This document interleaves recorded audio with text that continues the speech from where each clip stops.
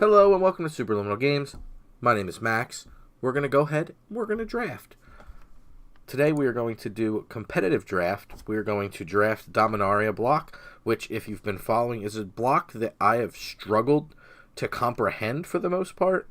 I think that I'm starting to make some headway in the format, so we're going to find out if I know what the heck I'm talking about right now. 1,500 gems. Put my money where my mouth is. Let me swap views for everyone so we can kind of see a little bit better. So our rare is not a very good one in terms of limited, but in terms of EDH is a spicy one. That's Joda, Archmage Eternal. We have Chainer's Torment, which is not very good. Elfheim Druid, which is pretty darn good. Memorial to Folly is pretty good, but again, not something I really want to first pick too much. As far as commons in this pack, it's also fairly weak. Gitu Chronicler, Homerid Explorer, Academy Journey Mage. Well, the Homerid Explorer, not great. Dark Bargain. I mean, there's a lot of playables in this set. Like, nothing in this set, Even Century, is wildly unplayable by any stretch. But we can see that this pack is definitely lower on the power level. We're going to start with an Elfheim Druid, get a little bit of mana flowing, see what we can do. Maybe we're in green-black Saprolings. Maybe we're just as a splash color in green, and we end up dropping the Druid. I think green will probably end up being a main color, if we can help it. Green-blue is a respectable start. Green-black, again, is a Saproling kind of start, which is pretty good. We see a Sapherd in this deck. We see a Thallid Omnivore in this deck. Winggrace Acolyte. Memorial to Genius. Settle the Score. So I think Sapherd is enough worse than Memorial and Settle the Score that we need to consider a second color off the bat here, which I'm not in love with, but I do think it's something we need to do. Green-black's got some stretch, but it really needs some big payoffs to do well. Green-blue can build a little bit more value and tend to win the game that way. That being said, we can always, grab up Settle the Score and see where things go. But I think Settle the Score is just a little bit better, in my opinion, than Memorial. If you follow the bread method of drafting, you're talking about B for bombs, R for removal is second, then E obviously for evasion. So if we're in that model, Settle the Score definitely trumps Memorial Genius, which is a good value card because this is a slow format, but I think Settle the Score is just enough better that it's worth taking. And green-black is a heavily supported archetype, so I think we're in good shape there as well. So going into this pack, we have a Sentinel of the Pearl Trident, a Zalfiran Void, we have a Call, the Cavalry is pretty good. In color for us, things that jump to my eye is not very many things. The Stronghold Confessor is okay. This Arbor Armament is not very okay. I think it's Caligo or Caligo, however you want to say it. I say Caligo, Skin Witch. So I think that's going to be our pickup here. Not too difficult so far in the world of picks. Things get a little bit tougher now with Marwyn the Nurturer, which works pretty well with our earlier picked Elfheim Druid. Whenever an elf enters the battlefield, she gets a +1/+1 counter, and then she taps for her taps equal to her power, which is pretty nice. Thallid Soothsayer. It's Thallid Soothsayer is also a spicy one. I like him a lot in this particular format because he can generate value out of your little Saprolings, which is a way to get ahead in a deck like that. So for my money, I like the Soothsayer better than I like Marwyn, though Marwyn is a respectable pick for sure. Being able to mana ramp on 2 and mana ramp on 3 would be a pretty nice way to start a draft. So, I mean, there is that consideration. Do we want to go a heavier top end, maybe prioritize something like Land of War Elves if they come around and try to just essentially get our opponents dead via one big messy creature as quickly as possible? And that is a potential option. The reason I lean towards the Soothsayer more is because this set is very much about gaining value, and the Soothsayer does that really well, and that also pairs with the supported black-green archetype of Thallids, and Thallids, Fungus, and more importantly Saprolings being a sub-theme in green-black. So I think the Thallid Soothsayer has a little bit more play than Marwyn, in my opinion. Though Marwyn looks better on our curve, though it's early and we definitely have time to fix our curve. So I'm going to take the Thallid Soothsayer here over Marwyn. Now, moving into this pack, we have a couple interesting questions. We can go Jund and grab Halar the Fire Fletcher. Right now, it does not synergize with anything, as nothing we have has kicker. But we do have the Elfheim Druid who helps us pay for our kicker spells. So Halar is an interesting choice and would put us into a third color, but we could make sure that red stays our splash color. But then if we opened anything crazy bomby, or if we opened up maybe one solid removal spell in red and there wasn't much else in terms of green and black concentration, we could take that. One thing I also want to note at this point is it looks like green is being cut. Again, when you draft an arena, you draft with AI, not actual physical people, so things go a little differently than the average draft would if you were drafting with humans. But we can see the last pack didn't have much for us in the way of green. So I think our being in black is correct. It looks like the other color that's open right now is strong blue from this pack. The red cards are very low power level. Halar is definitely quite powerful, but also in red and green. But so we can see red looks underdrafted, as well as blue or black. Those seem to be the three colors to be in Grixis, if you will. So, for us, there's a Fungal Infection, a Thallid Omnivore, and a Dark Bargain, all of which are totally respectable picks to go with the Halar. So, my leaning is towards the Omnivore. You really want ways to be able to make your Saprolings pay off. Now, that being said, you're saying that a lot, but, you can say this to yourself, then you're talking about me. Duh. You say that a lot, Max. Thallid Omnivore, you need ways to pay off your Saprolings, but we don't have any Saproling generators yet. And that would be largely correct. So we could take something like the Fungal Infection to get that party started. We could take Halar and try to go something a little bit more conservative in the way of Jund. It's a really tough call. Dark Bargain would also generate some value and a way to get ahead with some powerful cards around your 4-drop, and then 5th, 6th turn Dark Bargain to make sure you can keep the cards flowing is also very good. I'm a little low to take another 4-drop, and I think the Thallid Omnivore is a little bit better. I'm leaning, so to me it's the Fungal versus the Halar right now for our deck. I think both are very good playables. If we do pick Halar, we need to prioritize something like Grow from the Ashes or another way to fix our mana a little bit. If we go with the Fungal, we're okay to kind of keep playing because we're only on 2 colors at that point. The Fungal also not too bad of a removal spell because the format is built on a lot of 1/1 tokens.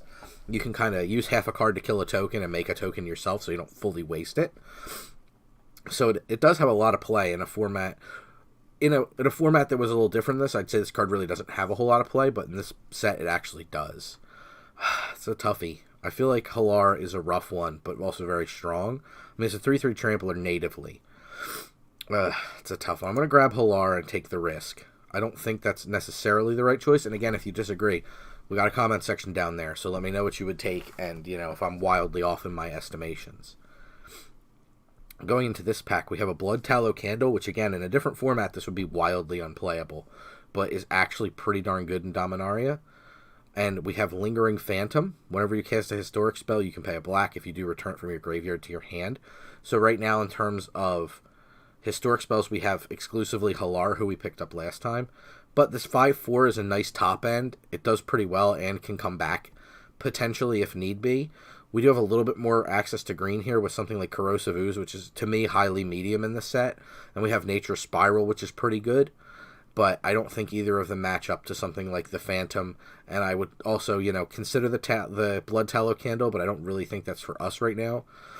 So it's tough to take a 6-drop this early, but it is a decently impactful 6-drop. And again, has a little bit of play to be able to come back. So let's grab up the Phantom.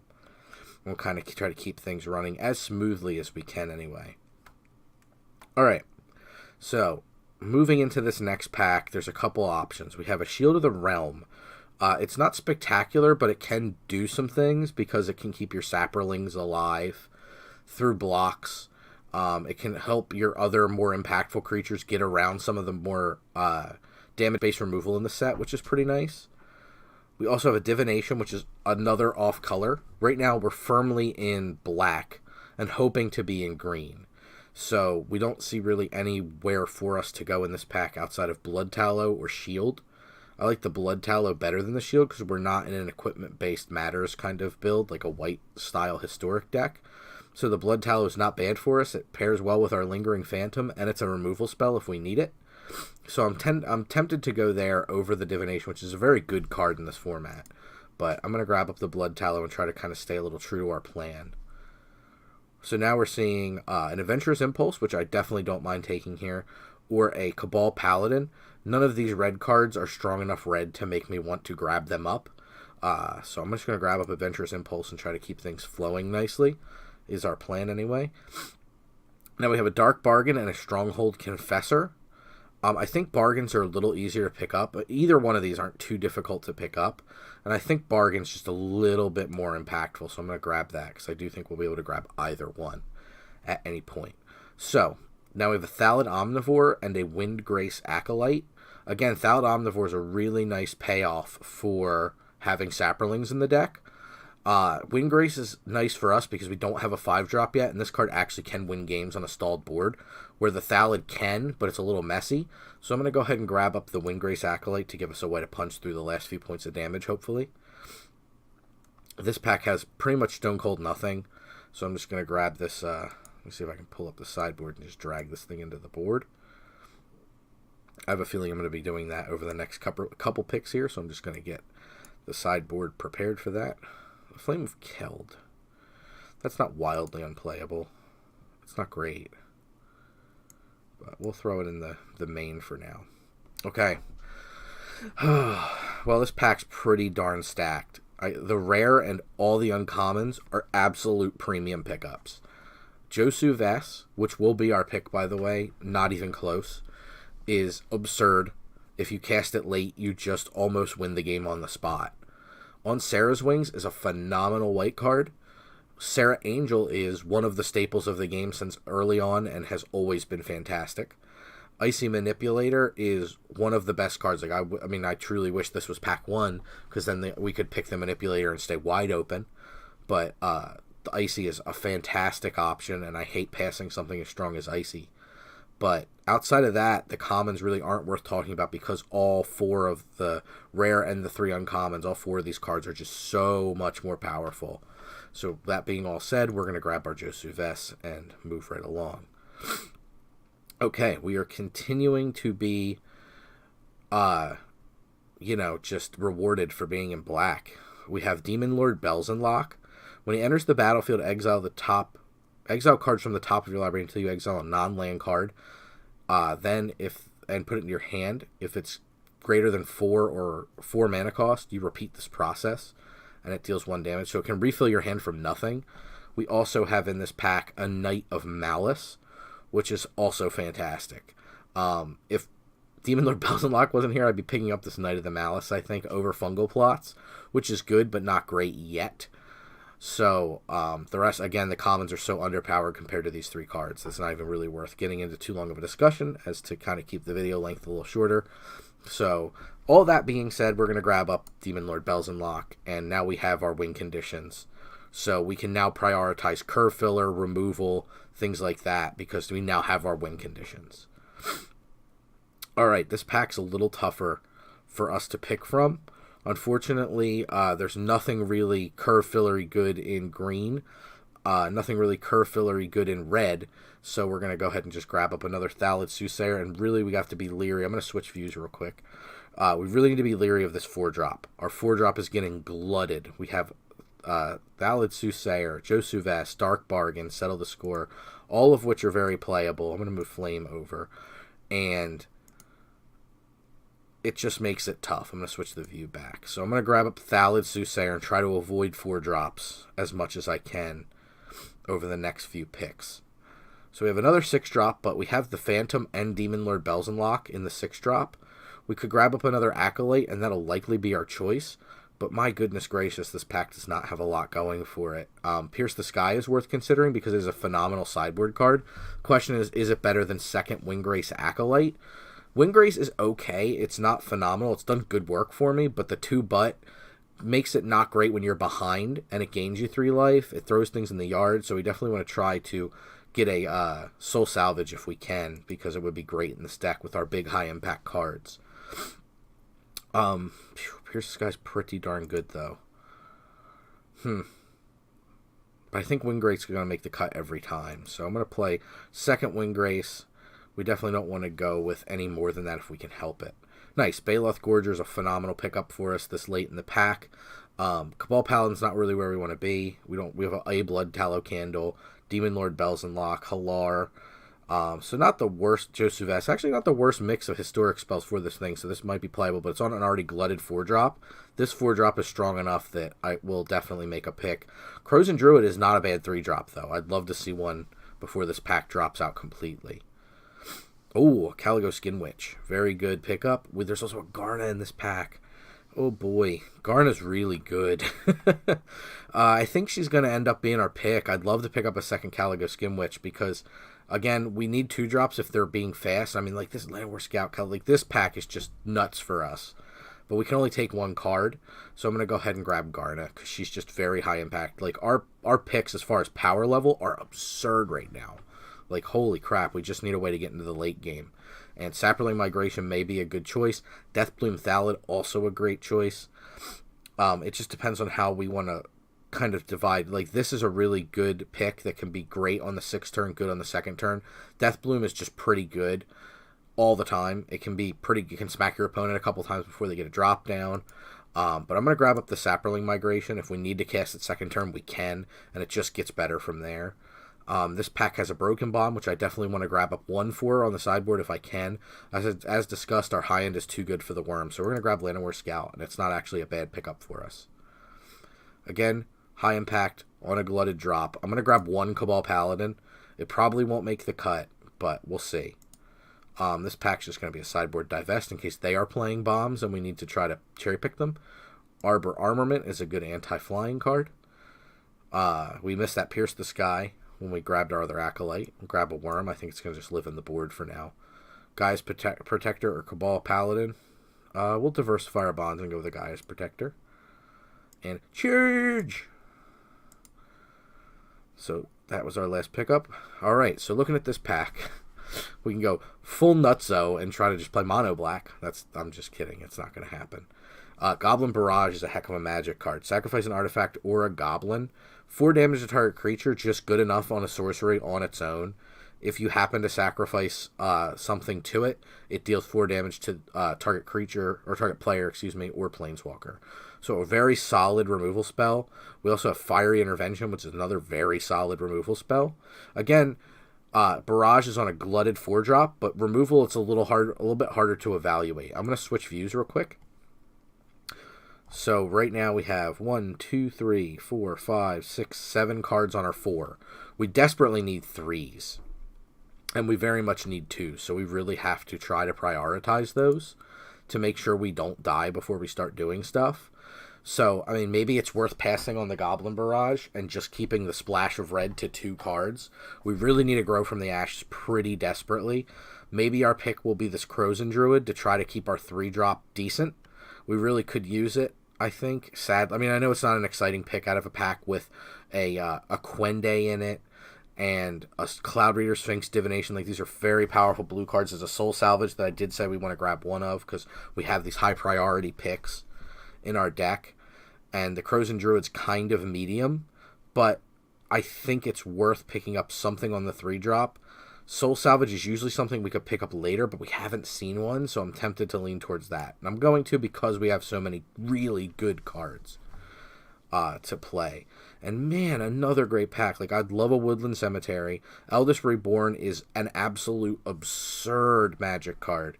Like, it's definitely going to be our pickup here. Almost no question. I would also love to grab a Vicious Offering. There's another Crows and Druid in this pack. There's a Blink of an Eye in this pack. Like, this is a great pack, too. So I'm going to grab this Eldest Reborn and just continue grabbing like these extremely high impact playables.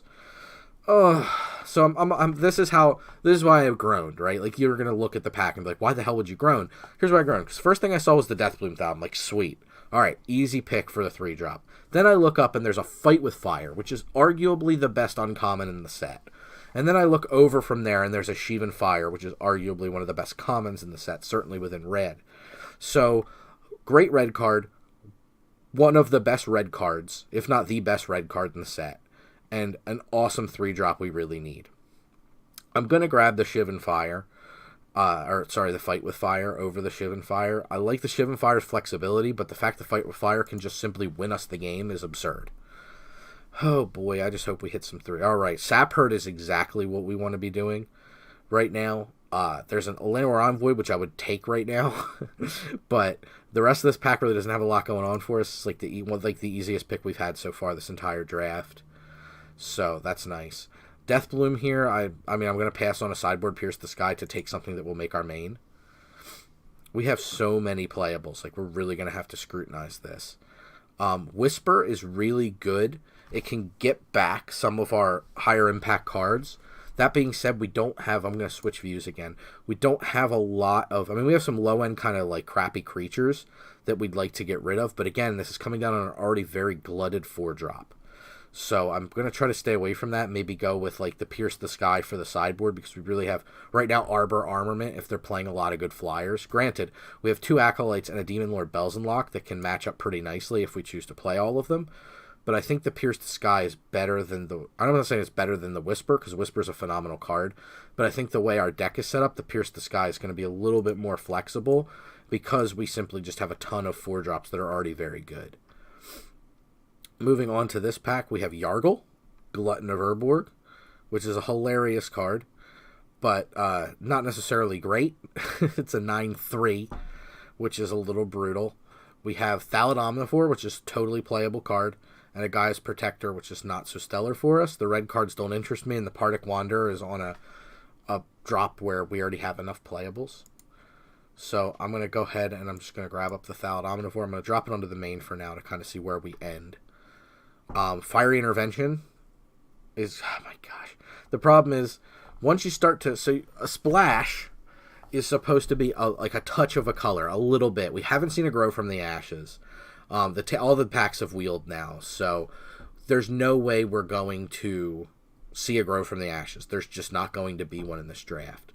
Our color fixing is non-existent. So we really have to think about this. Like, while this Fire Intervention is, in my opinion, for us, certainly the best pick in the pack, it's another piece of really good removal. Can we cast these cards?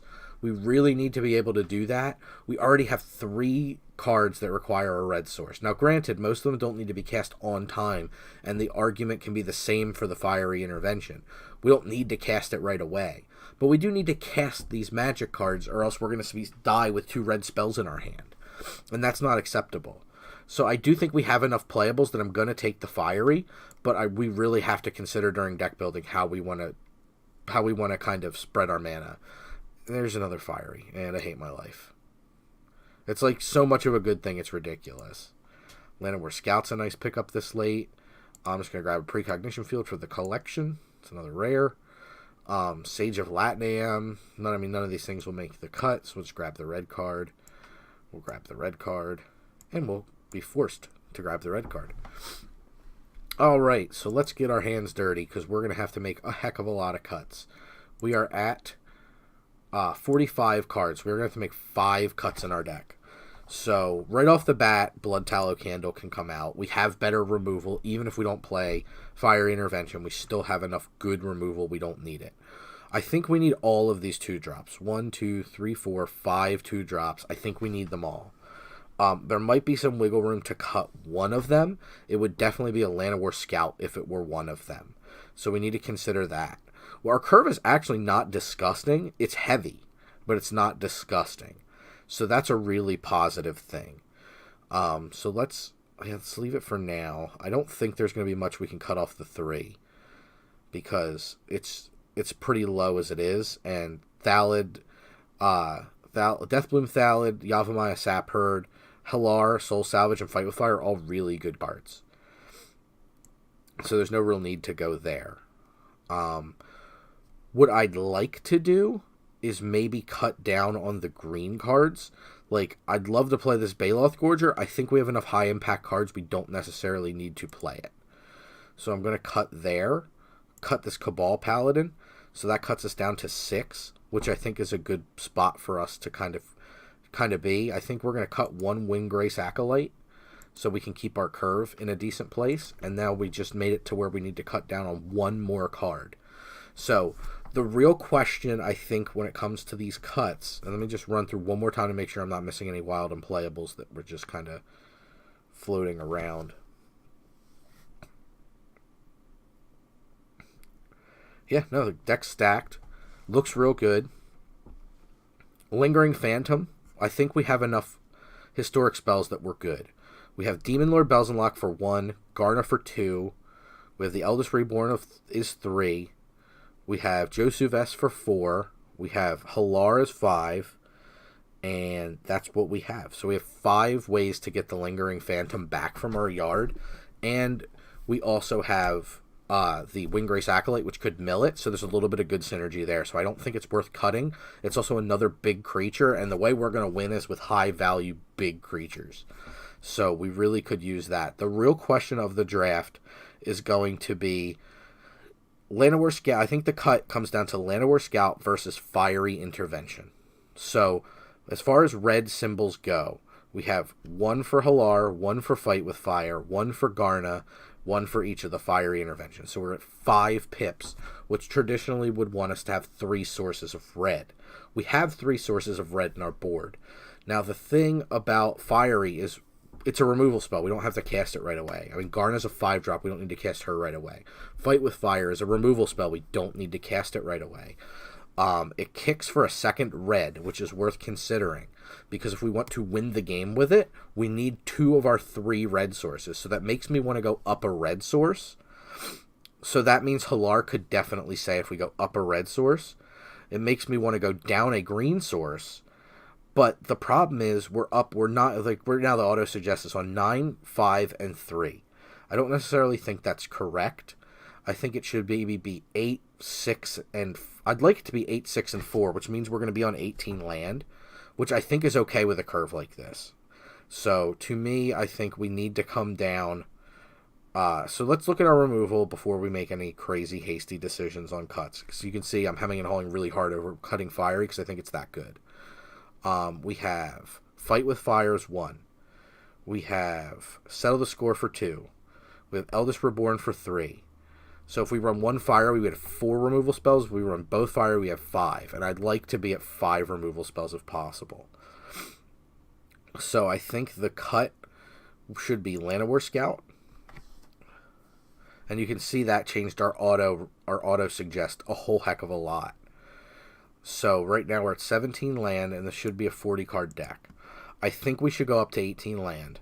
So we need to cut 1 more card. Adventurer's Impulse, while it costs 1, doesn't necessarily need to be cast on 1. It can if we need to dig ourselves out of a land situation. And I'd definitely like to go with a 4th Forest. We have 1, 2, 3, 4, 5, 6. 6 different green pips, which is actually a lot less than I thought.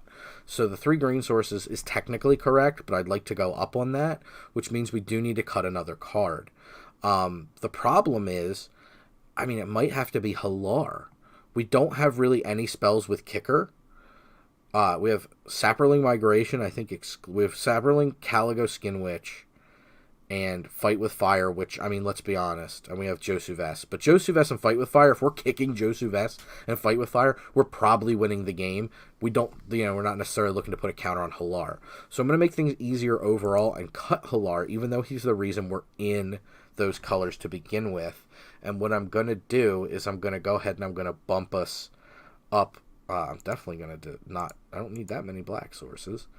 We're going to go ahead and get in another mountain. And we're going to get in another forest. And that should be 40. That's 39. Oh, so 17 lands, derp. And so the question is, do we want 4 and 4? Like, green, we kind of want to be casting early for the Elfheim Druid. The Llanowar Scout also helps to get down early, so those are kind of curve considerations where the red doesn't need to come down right away. So I'm going to go ahead and bump up the green, and we'll lock in 9, 5, and 4, which is not the best mana base in the world. We're definitely going to have some issues, and if we lose games, it's going to be because of mana issues, but I think that's a fair way to run it. So, yeah, so that's the draft. That's what we ended up with, a Jund deck. I think it was pretty good, and I think we picked well for our seat. I think we could have been in blue if we really wanted to be. I don't think we saw anything that was super high impact in blue, but we did see some blink of an eyes, and we saw some other good cards, divinations. We saw a lot of those going around. So we could have easily been in blue, but I think we ended up in the right colors for what we saw. So we're going to go ahead and start game 1 and hope we don't get too badly mana screwed, because that really is the way that we are going to end up losing this game, is due to some squirrely mana to be sure. Like, I'm debating if we do lose, I may drop yet another black source and go down to 8 black sources, and then bump up green one more time. Because, again, red we don't really need right away, but we do need green, I think, fairly early, because if we do draw a mana ramper, we're going to need it. So right now, this is just a stone cold mulligan because it's a 1-lander, and it happens to be one of our off colors, so we're going to just immediately mulligan that one away. And these are going to be the hands that happen, right? Like, this hand isn't great. It has all our colors. Of course, it's got 2 of our lower impact ones, but we do have 2 cards we can cast, and we get a scry, so we're going to go ahead and keep that one. We're going to bottom the land because we're already good on land. Give our opponent the hello and pass away. See what, not pass away, not die. Pass the turn away. Should have been a little bit more clear about that. Play a swamp and die. Let's hope we don't die. But they're going to lead off with Adventurous Impulse. We're going to get a little bit of info. Okay, so they're going to be a red-green aggro deck. So we need to kind of get our butts in gear on this one. So we shall see how it lands. If they have a 2-drop, we're going to be in a little bit of trouble. As long as it's not something too high impact, we should be fine. Alright, alright, I'm interested. Okay, that was a great draw. We drew our Deathbloom Thallid, which we are assuredly going to cast. We're not going to cast the Soul Salvage. So we have a little bit of time to kind of grind, which is nice. So we'll see if this just eats a removal spell, which seems like a waste because we're only getting half a card. It looks, I mean, they're looming over it quite heavily, so maybe it does just bite it. But that's okay, we get a Saproling out of it, and then we can slam a Thallid Soothsayer, which matches up disgustingly well against their Spore Crown Thallid. So you can see how aggressive this deck is, right? Like, they just cast a Sheevan Fire on a Deathbloom Thallid. Like, that just happened. They want to put damage into us. That is their goal. They 100% want to damage us to death. Probably should have attacked there, because I'm probably not going to risk a double block, because the card that blows us out would, I assume, give +4/+4 in the attacks. So let's see what our opponent's up to. They're hovering over literally every... Okay, alright, they are definitely an aggro deck, but we've kind of brick-walled them here. So the only mistake I think we've made so far is not getting in with that Saproling token, which I do think is a mistake. So if we lose this game by our opponent being up 1 life, we know we totally screwed the pooch there.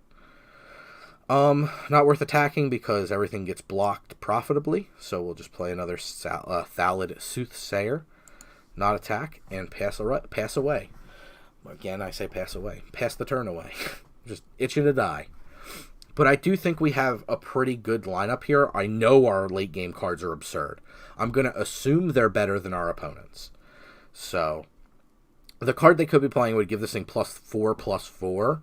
So it's not worth a double block with our Thallid Soothsayers, but I will throw a single blocker in front and just let them start throwing away cards. Because at some point we're going to have to slog through these tricks, and I'd rather slog through them on cards that don't really mean a whole lot. So, no big deal there. Okay. So this is just going to be a trade, and they got our Saproling, so they got a 2 for 2, which I'm fine with. Nice, and right on time is a nice Lingering Phantom. And we have 2 creatures in our yard to get back, so we're looking to be pretty good. This Keldon Overseer does kick in 1 more, or 2 more turns. Man, oof, expensivo. So we'll see what they can cobble together. We already have 2 creatures, so I'm feeling pretty good there. All right.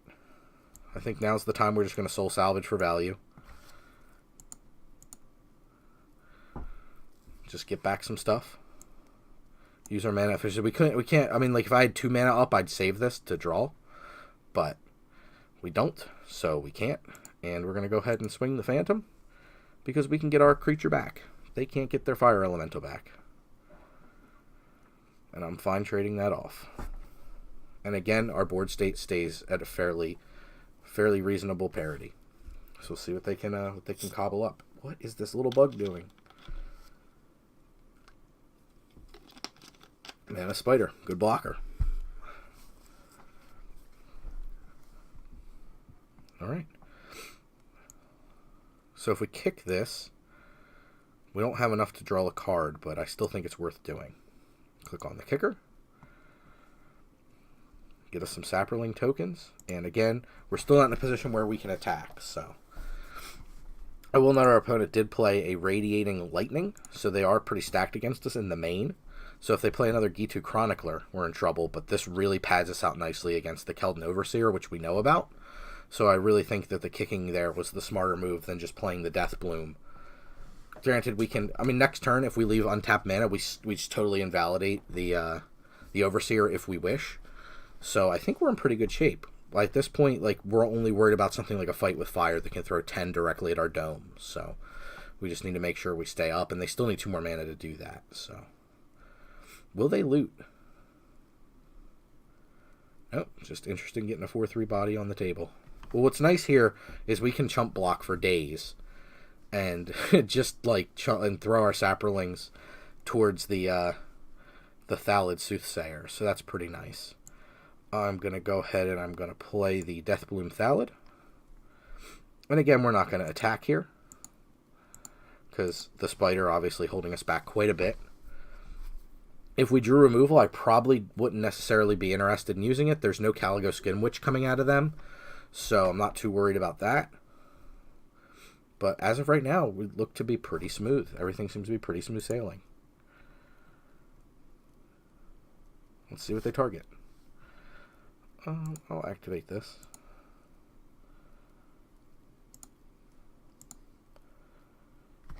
Just makes us another Saproling token, draws us a card. Draws us a hell of a card.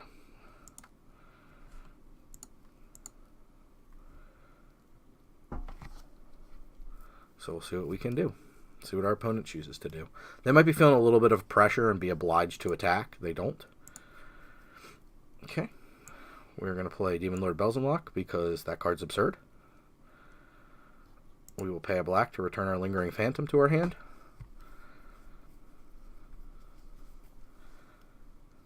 And we hit a Josu Vess and a Yavimaya Sap Herd.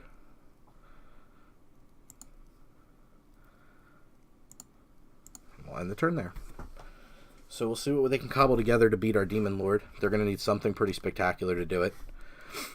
So we'll see what we can do to kind of, and then we have Josu Vess. I should have dropped the land there to Josu Vess. I just didn't think about it, and that was my bad. Second misplay of the game. Looks like they're going to grab up our Demon Lord Belzenlock, which is fine. They may try an all-out swing here, just because they want to push the damage through while they have it. Okay. Easy enough. Okay, we drew a Fight with Fire, so everything's just coming up Millhouse at the moment. See if they block with their Mammoth Spider.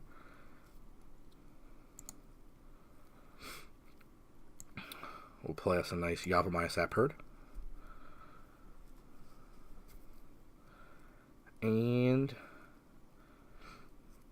we'll end the turn. See what they can, again, cobble together. They need something pretty good. We have a lot of creatures that can block. I think they're just going to pass the turn. No? Okay.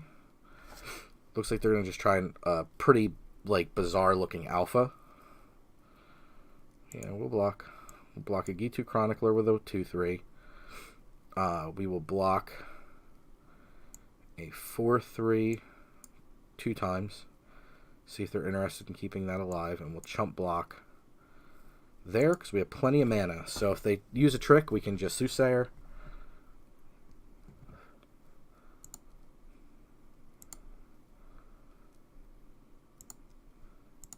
And we'll get rid of our chump blocker on the Spider.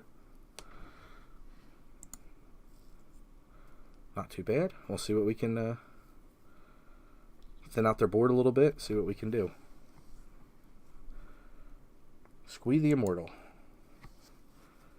Squee the Immortal, unfortunately, not going to get it done. Interesting that they attacked with the Mammoth Spider. Find that to be a little interesting. So this thing costs 10 to kick. Josu Vess costs 10 to kick. We got a lot of 10 drops, apparently, in our deck.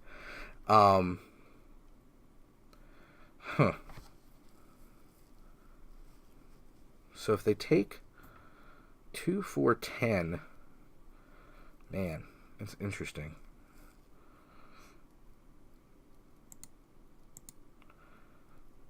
We'll go Soothsayer, Bells and Lock. I think that's a fairly safe attack, so we can go Caligo Skinwitch plus Llanowar Scout.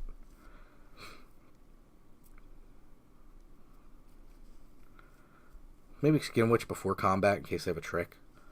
But if we don't have to kick the Skinwitch, so be it. Yeah, that's cool. You can see how high value a target that the Soothsayers became. Like, that was pretty crazy. And we are going to kick this. Because it matches up fairly well on the board, and it gets the last card out of their hand. Just a forest. And that's totally cool. We're 2 lands away, unfortunately, from Fighting with Fire or Josu Vest kicking. But that's okay.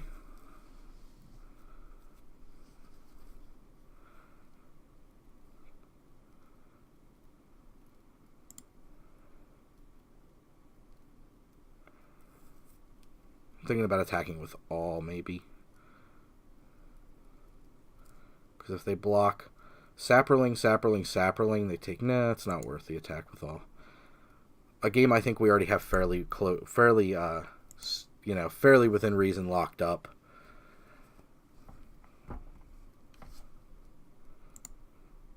No reason to risk it. Let's see what they got.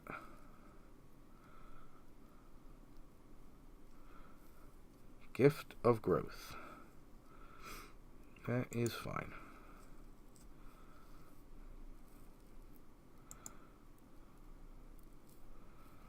We're going to play land.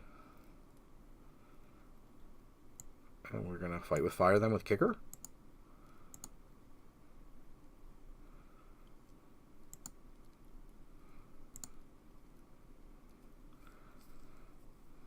So, there we go.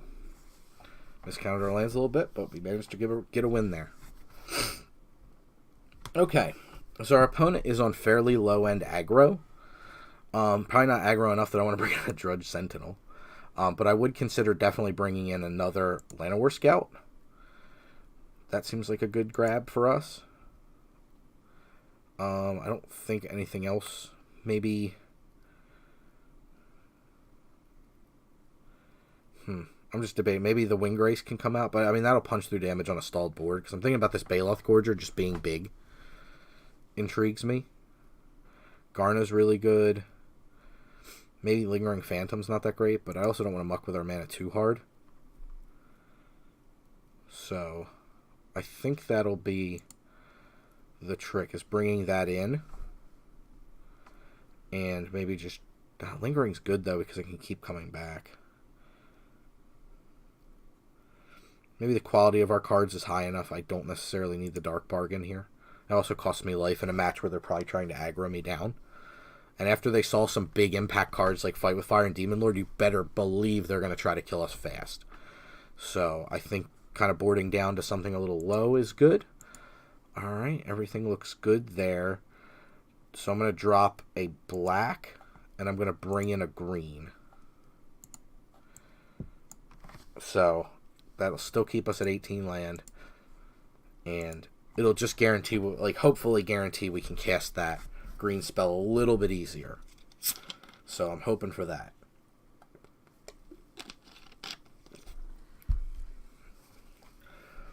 Okay. Let's see what we can cobble together here. Of course, we brought in more green, didn't get any.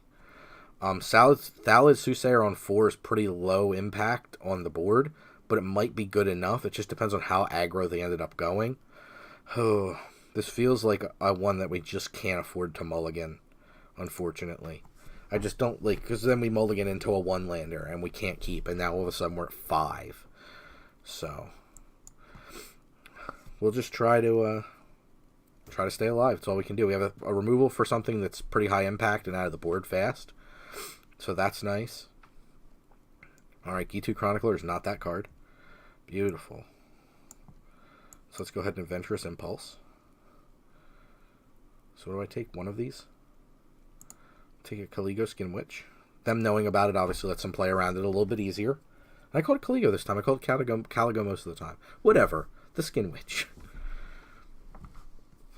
Delicious Skin Witch. Naked Keldon Overseer. Okay.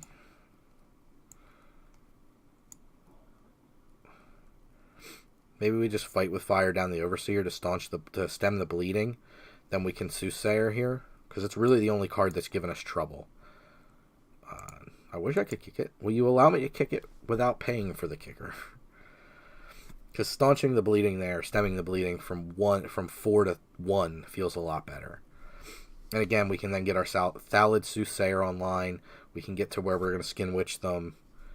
It all seems pretty good from here. We'll see what their follow-ups are, though.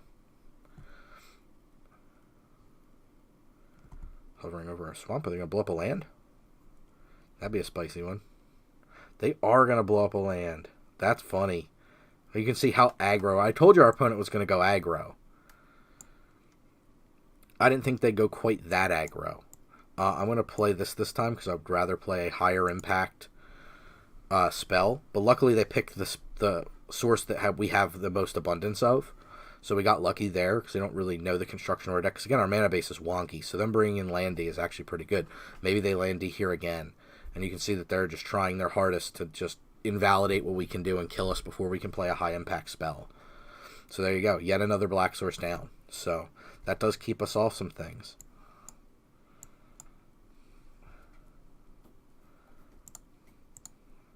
Up to 2. It makes up to 2 things not block anyway. So might as well get in some damage. If they play a 3-1 with haste, we'll just block it with the Llanowar Scout. No big deal.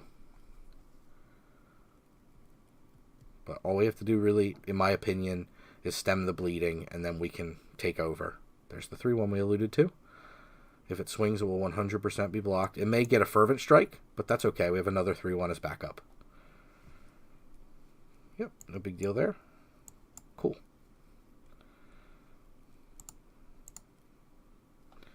All right, we're making our way through this.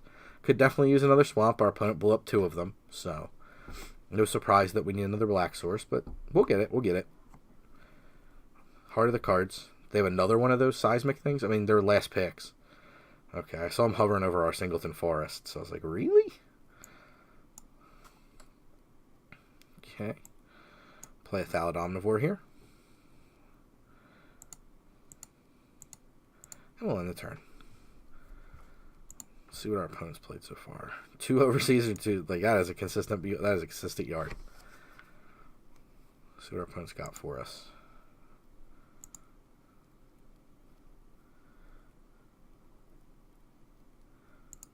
I'm willing to double block.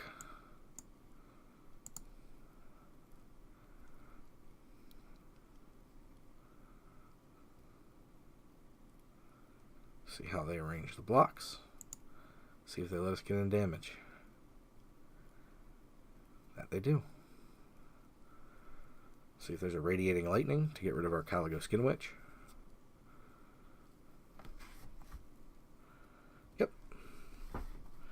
Do I know our opponent's deck, or do I know our opponent's deck? Alright.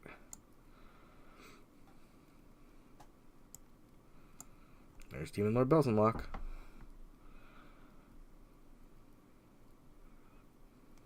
There's a Fiery. There's a Thallid Soothsayer. And a Sap Herd, so we're going to take 3. No attacks. Let's see if we can use the old Demon Lord to win the game here. Let's hope we can ride on his mighty demon wings to victory. I think we can. We have a Sap Herd we can play. Thallid Soothsayer. I think we're in mighty good shape here. Okay, so now we have a little bit of a choice. Sap Herd's pretty mana inefficient, but it gives us 2 blockers. I'm going to be a little bit aggressive with our opponent, and I'm going to fire either Mammoth Spider.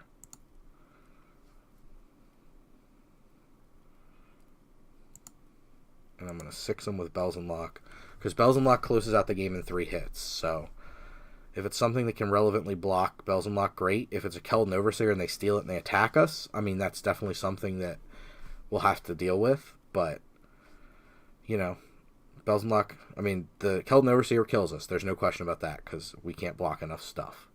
So there's, as predicted, the Keldon Overseer. They're going to grab it up and they're going to attack with all three. And that's the game. So that was the one card we could have lost to, but I wasn't playing around three of them. So, as predicted, our opponent went very, very much for the as aggressive as possible plan, which is a lot worse with them on the draw.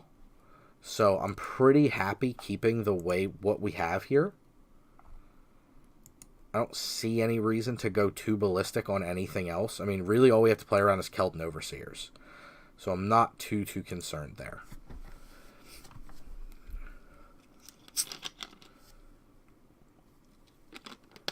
And we'll see what we can do. The trick will be just not to fall too far behind too fast. Okay. This casts a Saproling Migration. Gets us a Sap Herd on 3. If it's a black source, gets us a Death Bloom. We have a lot going on. This hand seems pretty good. It's very weak to their Seismic thingy that blows up a land. And, you know, other than that, we're pretty good. So we'll see again what they lead off on. And we'll see if we can get some land.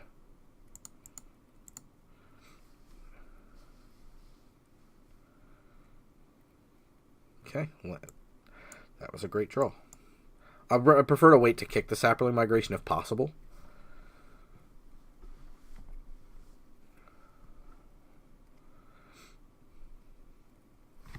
So all we really want to do is pad out our life, make sure we don't die. Because our opponent definitely, like we said, coming out of the gates hard. We didn't board, we just give a quick scan and they were already done, so I don't think they changed their plan in any meaningful way. We're on 3 colors, so there's no reason for them to not go for any kind of, you know, destruction in terms of land destruction. So we'll play our Death Bloom Thallid. I'm willing to battle with a Sap Herd. If they wish to trade with an Overseer, that is okay with me.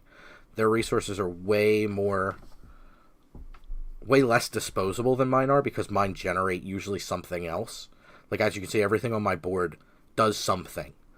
Their Overseer does nothing if it dies. So,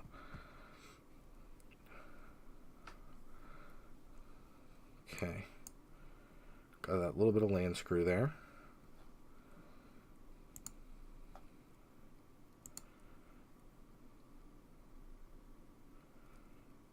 Again, I'll battle with the Sap Herd. And I'm still fine with the trade. I'm going to play a Soothsayer. Doesn't line up totally well against our opponent's board, but it's okay. Okay, they're already hovering over our lands right away. Nope, they're covering over everything. I'm thinking it's going to be the blow up a land and then 2 things can't block. So yeah, look at that. They're hovering right over that forest, hovering over the Thallids, the big ones. They definitely want to invalidate everything but the Soothsayer. See, that feels a little, like, because then you can't swing the 3-1 because I'll block with a Saproling token.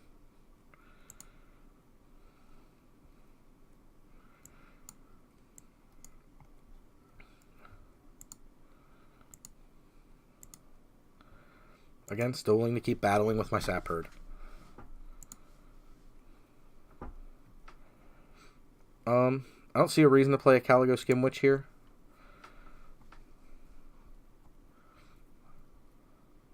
Looks like they're on another one of the land destruction spells. I think. I'm just going to assume that because it's one of the harder things for us to fight through right now. But right now our graveyard's a forest. Their graveyard is Destroy Land card. Grand Warlord Rada.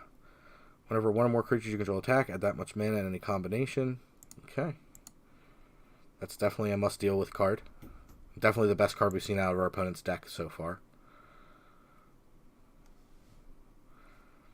So we'll see how they choose to swing.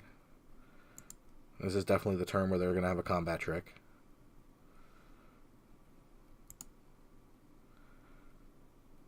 Because they have enough to do an untap and +4/+4 trick. I would like to block. And if we get into trouble, we can sack to the Soothsayer.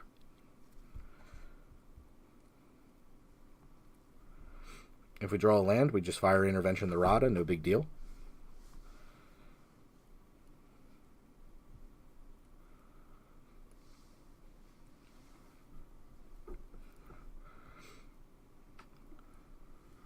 I mean, either if they do something to the Saproling besides just pumping their... I mean, if they do anything, if they spend a card...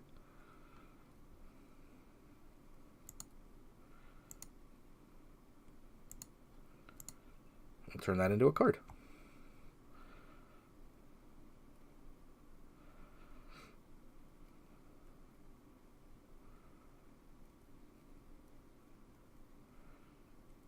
Okay, and they're going to run amok. That's fine.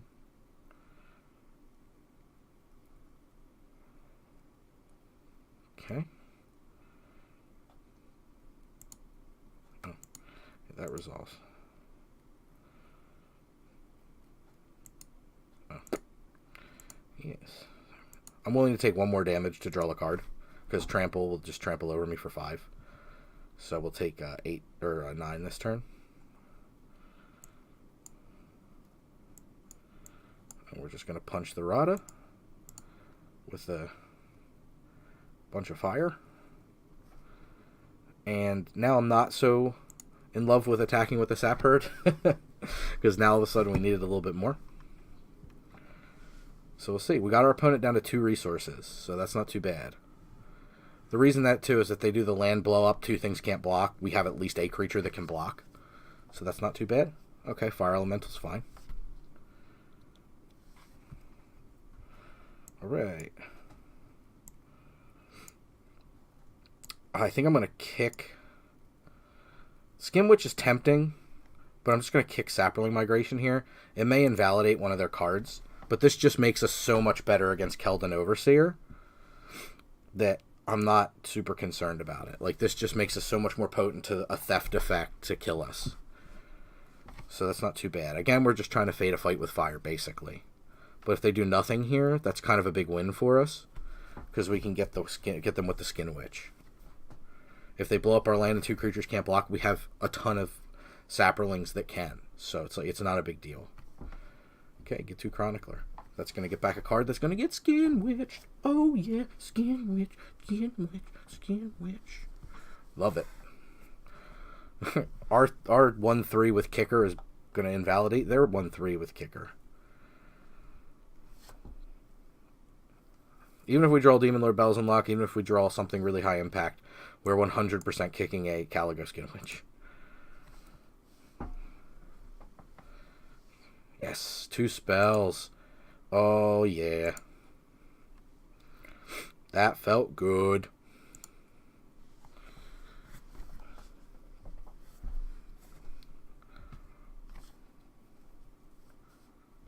That felt good.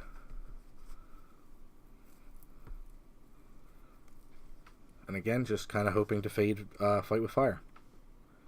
It's a long way for them to go mana-wise to get there. But that Caligo Skin Witch felt good. Felt real good. Not gonna lie. I know the little Skin Witch, like, taunting thing that I did made it obvious, but felt good. Okay, another Seismic Shift. That is totally fine. I don't know what creatures can't block.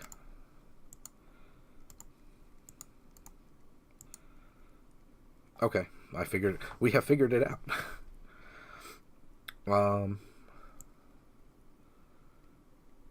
So 1/3 gets blocked. We'll chump block here. No big deal. We lose a Saproling. No big deal at all.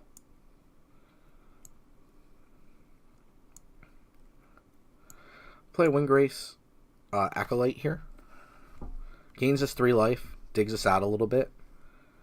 Again, no problem battling with the Sap Herd here. They just, I don't think, at the life total they're at, they really can't afford to trade 1 for 1 here. They need to kind of clutch on every resource that they have.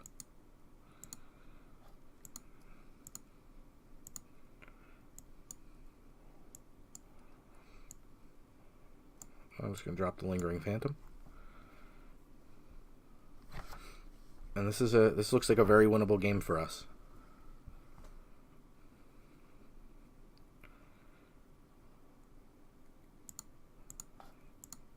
I'm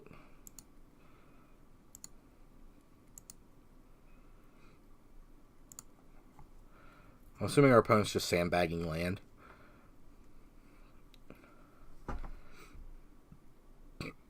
Okay, scooped him up. I was going to try to maybe consider a fiery intervention. Alright, let's watch that rank go up for a second. See how it goes.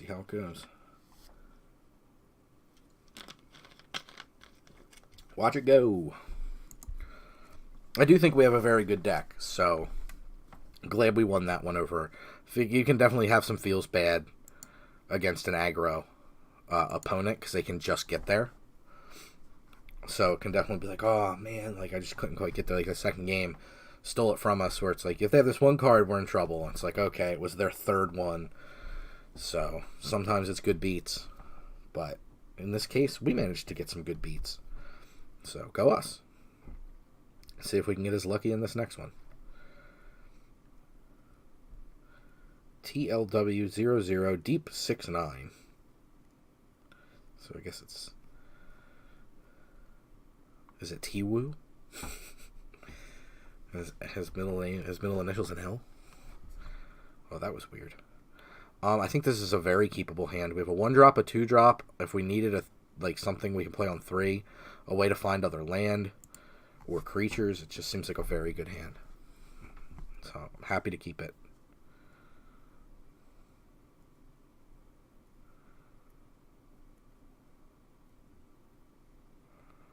Passes it up. Give them the hello opponent. Get us an adventurous impulse. I'm just going to be a little conservative and grab a swamp. Make sure we don't get mana screwed. Our hand's already got some high impact spells, so one of the ways we can definitely lose hard is to not do anything. Let's go ahead and do this. And do this. Next turn gets us an Omnivore, and then the next turn lets us kick a Sapling Migration if we wish. And then the turn after that, we can cast Demon Lord Belzenlock. So we're looking to be in good shape against White Historic, or White X Historic.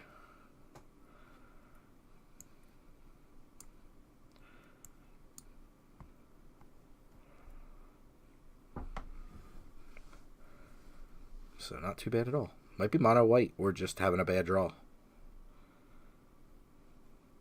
No reason to lose my Omnivore here. The only card I can block is the Sparring Construct, so no need to lose that to an Animate Will for no reason. We will kick that. Sapling Migration.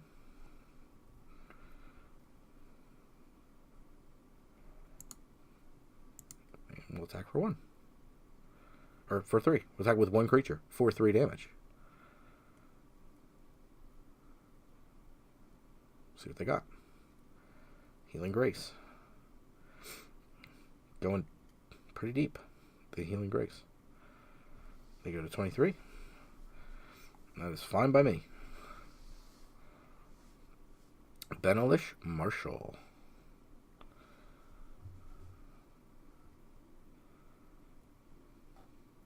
I think this time I'm willing to block the Sparring Construct. Do I want to do it? Yeah, it turns what is 2 damage into 1 damage, which I'm kind of fine with. Charge? Charge! Just a Healing Grace. Whew, opponent going deep on Healing Graces. That is fine. They traded an entire card for half a card. Can't argue about that. Let's see if we can fight around this one.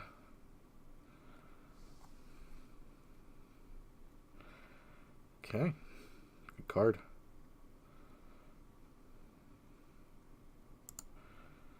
Definitely willing to trade Thallid Omnivore for Benelish Marshall. I don't think they're going to take that trade at 26. But, you know, just telling my opponent, you know, hey, just in case you're interested. Call the Cavalry. Opponent's deck's good.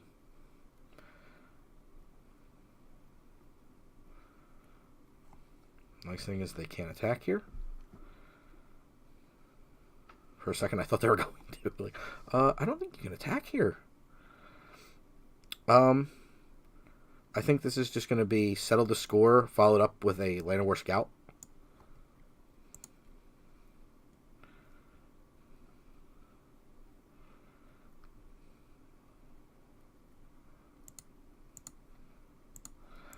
Omnivore and Bells and Lock can both get in.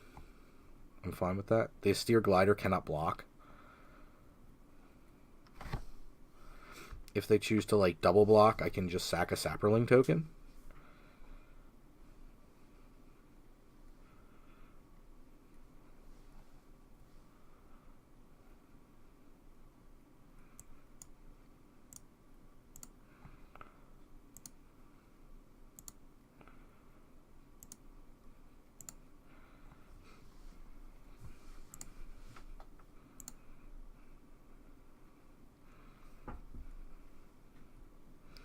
Tramples a little bit on our plan to cast the Land of War Scout, but that's okay, because they're down to just an Austere Glider, so...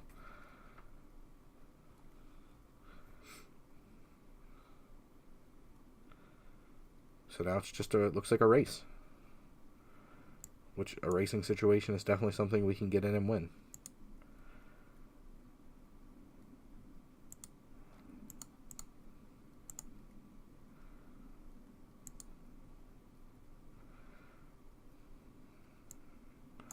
Play a Soothsayer here.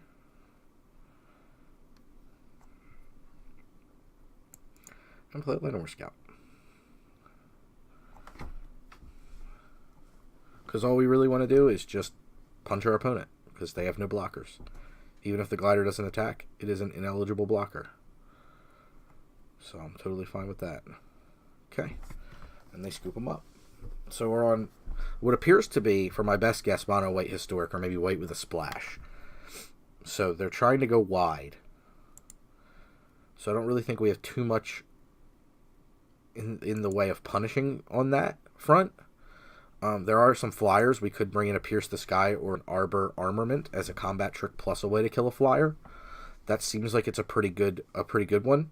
It's just a very low impact card, so it makes it very hard to justify taking a card out for it. So when you're bringing in things that feel a little bit more like this would be good, but I think we're not going to play a grindy game against this opponent, so I'm okay pulling out the Lingering Phantom for it. But this is a fairly low impact card.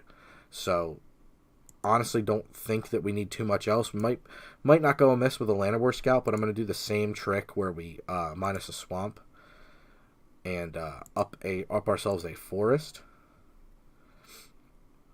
just to make sure we can cast our cards early and consistently, because that's what we need to be doing against this opponent. So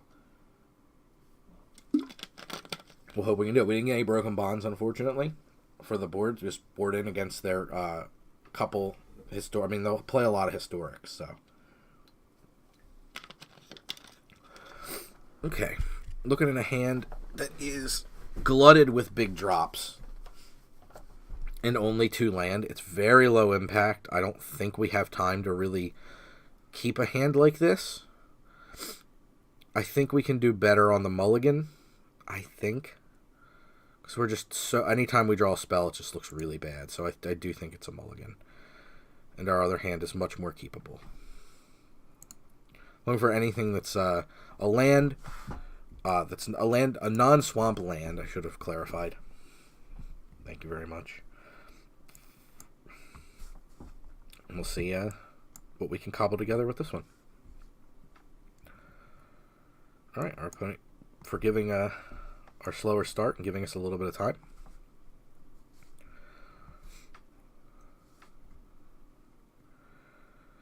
Leading off with the Benelish Marshal. Okay. We'll bring a Deathloom Thallid to the table. Matches up quite nicely against the Marshal. If they swing it, they dub it.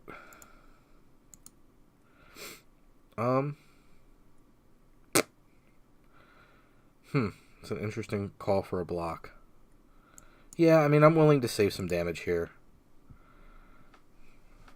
It makes us another blocker for the next turn and lets us continue to try to deal.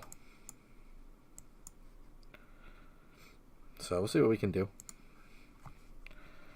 If all their eggs in are in one basket, we're just a removal spell away from dealing with these things. So not too bad at all. But I am willing to preserve my life total when it comes to large chunks of 5. So I definitely don't mind that. Don't necessarily want to play the Caligo Skin Witch here unkicked, which is the unfortunate thing. So we'll hold up for the Arbor Armament. See what we can do. Knight of Dominaria. So I assume they're going to swing Marshall and Baird. So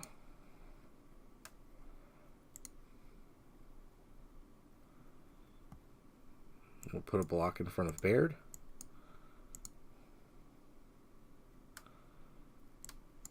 Arbor Armament. Targeting the Thallid Soothsayer. Doesn't kill the Baird, but it soaks up 3 damage. First strike damage. Damage. My turn. Okay, we'll get the last 2 cards out of their hand with Caligo Skin Witch, and then we'll try to take over the game from here.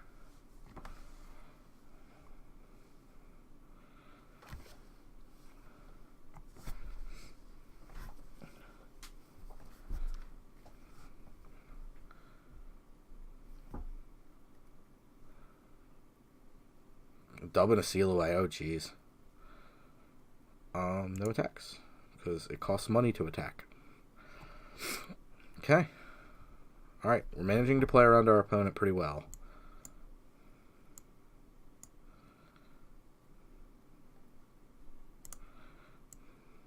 Might as well throw double blocks on Baird. No, because it's only 4.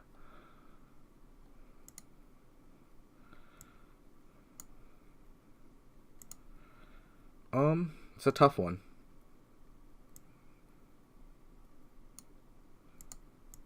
I think the right block is block, 2 blocks. Okay. And Demon Lord Bells and Lock.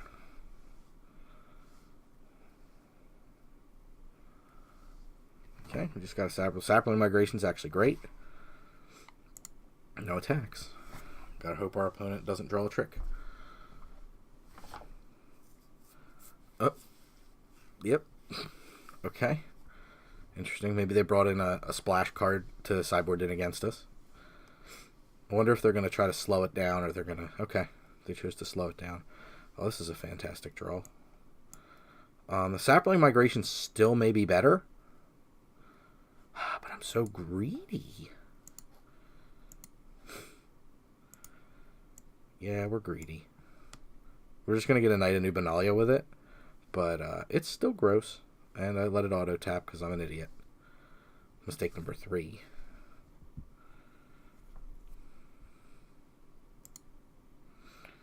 What's nice is our creatures match up very well against their creatures. So I'm kind of fine. They have to play whatever they get. Because otherwise we just Eldest Reborn them. So not too bad there.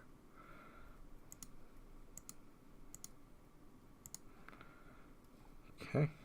Beautiful draw. Beautiful draw. Alright, this time we're going to play the Llanowar Scout first. We're going to play Settle the Score. And I understand the mana inefficiency. But we can attack now. If we wish. I just don't know if the Austere Glider is strong enough reason to stop us from attacking. I'm going to go with no. Yes, I will pay the 1. Oh, wow. Wow, hasty concession. Well, maybe not. We're getting back their Benos Marshall. Not bad, not bad. Okay. Fantastic. And the hits just keep on coming. So that's pretty nice. Yeah, I think we have a good value deck. I think we just need to make sure we play intelligently. So it's good. And that's part of the reason why if I do competitive draft, I'll probably record them because I tend to play a little bit, I think everybody, I tend to play a lot faster when I'm playing by myself. I think this is just, I mean, if this was a forest, if one of these were a forest, I would keep this hand, but I think I have to mulligan it. 2 land plus a lot of stuff we can't cast means that we could just not get into the game fast enough. That's a keep. Not an easy keep, but it's a keep. Alright, that's a great card to keep on top. Give our opponent the hello, and pass the turn. Alright, got a hello back. Maybe the first one. Doing pretty bad on hellos today. But this is also an opponent who's likely 2-0. So they probably also have an awesome deck. Not that either of our other 2 opponents did not have solid decks. Okay, got the natural Jund. And a Deathbloom Thallid, which matches up relatively poorly against their Knight of Malice. Sarah Disciple. Get a pump on their Knight of Malice. No blocks. This opponent definitely looking to end the game quickly. So the question is, do we want to settle the score here and try to build a little bit of, try to pad us out a little bit? Or do we want to try to run out Josu Vest, which stonewalls the Knight, and hope we can fade a removal spell? These are quite, or, you know, the trick or whatever, because tricks are so good with the first strike. I think I'm just going to go ahead and take care of this card. We'll go ahead and attack. See what we can do. Sparring Construct. Yep, couldn't block the Disciple anyway, so no big deal there. Okay, no land out of our opponents. Pretty good for us. No reason to Soul Salvage. I'd prefer not to Skin Witch.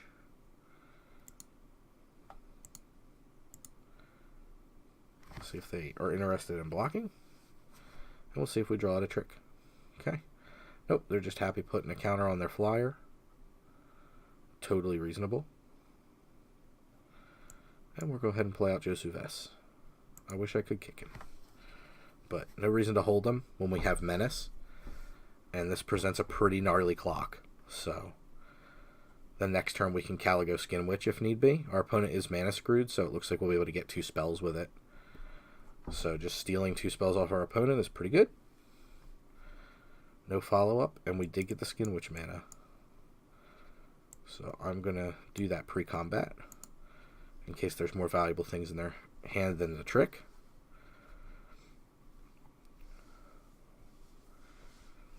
So we'll see what we can do. Looks like we should be able to cobble together a win with this. So our opponent definitely in a tough one and having to get rid of 2 spells. Whoosh, 2 good ones too.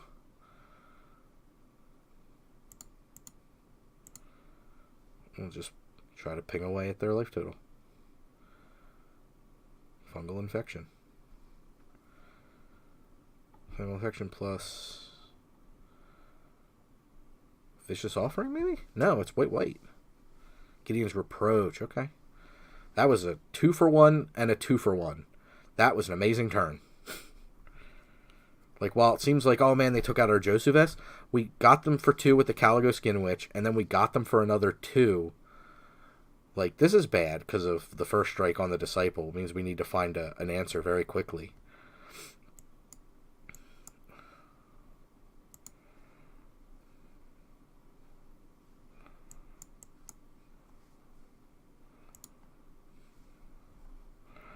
But if they win, they win. I mean, we definitely did what we could. We just, you know what I mean, got 2 2-for-1s, so. Alright, that's all we can do, unfortunately.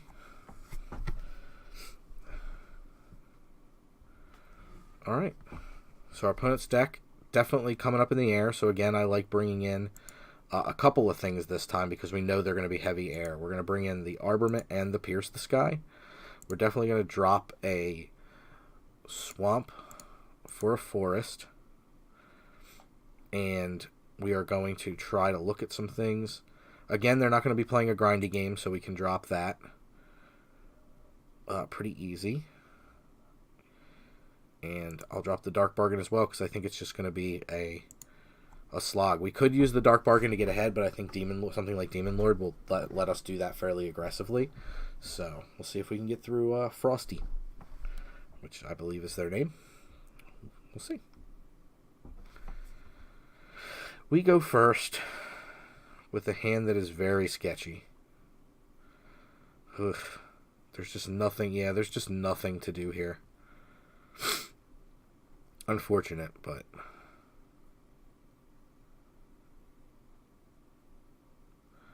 yep, 100% keep that. Keep that on top. That looks good.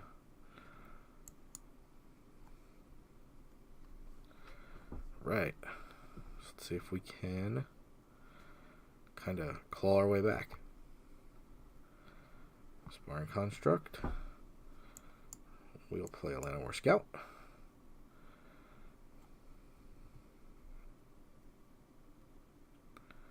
Another Knight of Malice.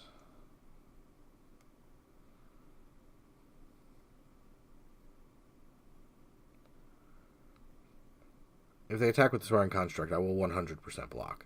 Even though it makes the Knight bigger, it makes our removal spells that much more potent when they put all their eggs in one basket. So I have no problem making that trade there. Sapherd.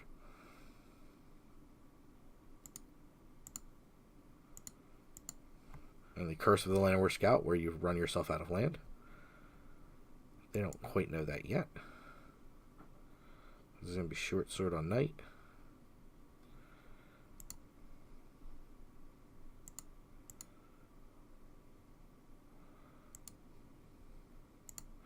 We'll take 3 here.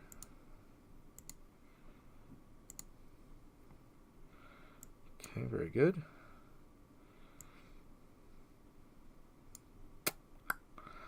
Deathbloom lines up pretty poorly, as does Soothsayer, so we're just going to play the Soothsayer. Try to get some chump blocks in for value. We'll battle. If they want to block with the Sparring Construct and throw it on a ground creature, I'm fine with that. It's a lot easier to gum up the ground than it is in the air. We just want to make sure they don't get something onto one of their evasive creatures. So that's really what we're trying to avoid. Okay. They're definitely feeling a little bit of the pressure. Because we would play a Deathbloom anyway, and it's 2 to draw a card, we'll just simply play an Omnivore here.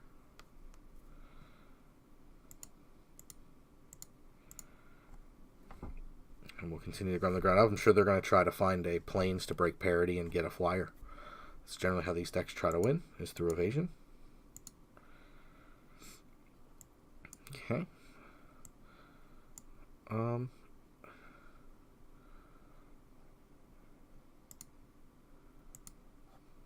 We'll attack without Omnivore.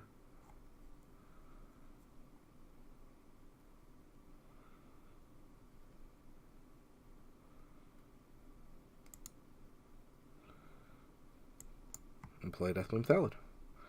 Leaves us with a Soothsayer activation, which we will probably take even if they don't attack.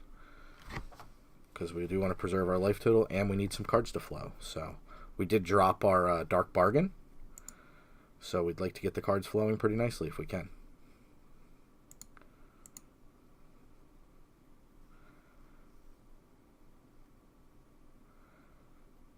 No real reason to tap your Knight of Malice here, opponent.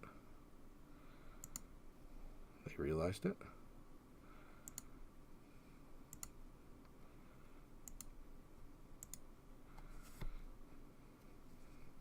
Josuas, good one. Eldest Reborn. Don't necessarily want to slam that here. I'm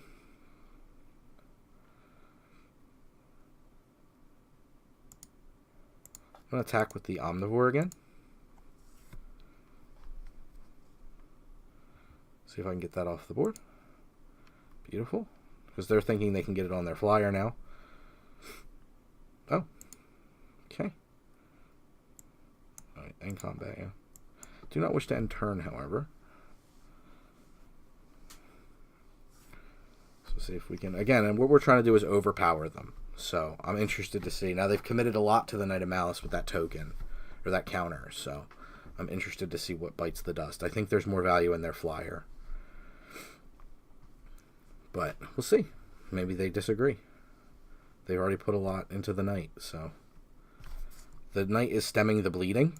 They are on the back foot in terms of the board. The board is quite good for us. So they need to do something. But now they're in a spot where they're going to start getting things like maybe on Sarah's Wings, Sarah Angel, things like that can start coming down for the opponent. So they got their lands going, so they're in good shape. They may have ran a little skimpy, maybe 16 or 17 land. Definitely 17 is correct, but they may have ran 16 to try to just maximize the potency of their spells, especially if they're in a lot of low drops, which it appears they are. And granted, we can't verify that for sure, but we did have them discard the Caligo Skin Witch, and we ran them out of cards in hand. So it also looks like they may have boarded into a slightly bigger plan. So that's okay. They can definitely get a free attack in here.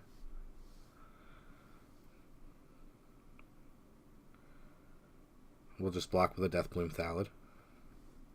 Don't love that. Don't love the block, but okay. Didn't pressure us.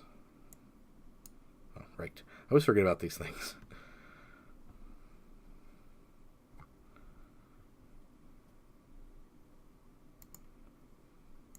Okay, they got rid of a Dark Bargain, which makes a lot of sense.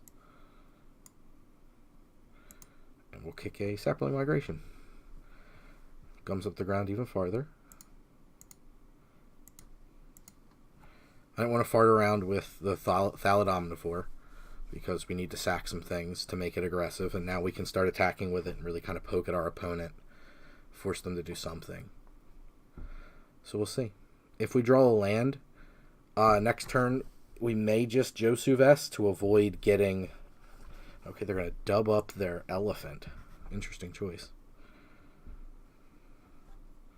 That just gives it... First strike. Okay, 5/7 first strike, 5/4 first strike. Which gives them nice blocks. Actually surprised to see the attack here.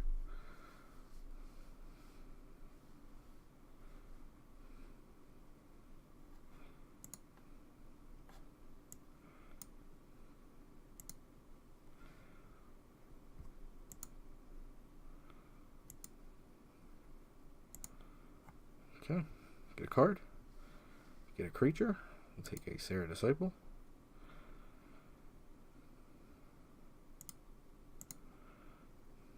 Thinking about this 1, 2, 3, 4, 5.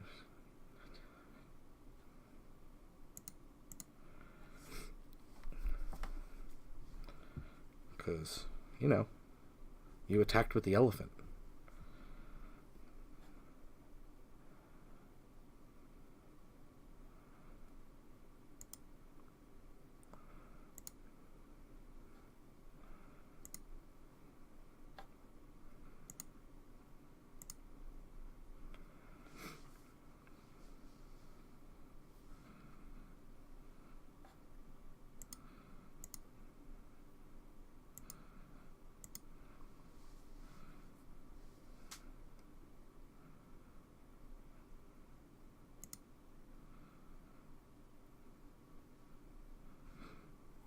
Again, if they do something, we can continue to increase the power of our Thallid Omnivore. Looks like it's going to be a Vicious Offering, is my guess. Based on the fact that they let the damage fly. Gideon's Reproach.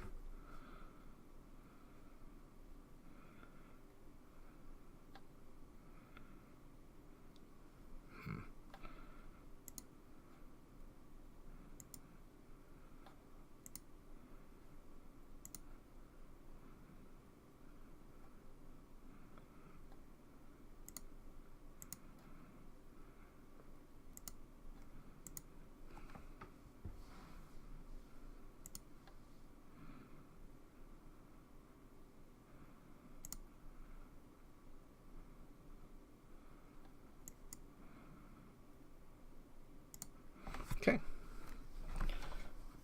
We went a little deep on our Thallid Omnivore, but blowing him out as far as a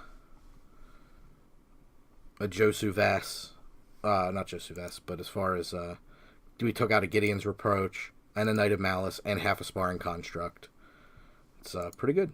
And it also teaches them that they can't just go swinging like a crazy person. So we have that going for us too.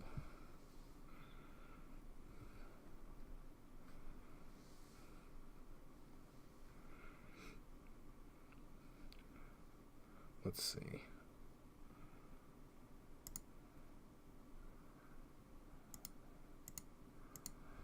Okay.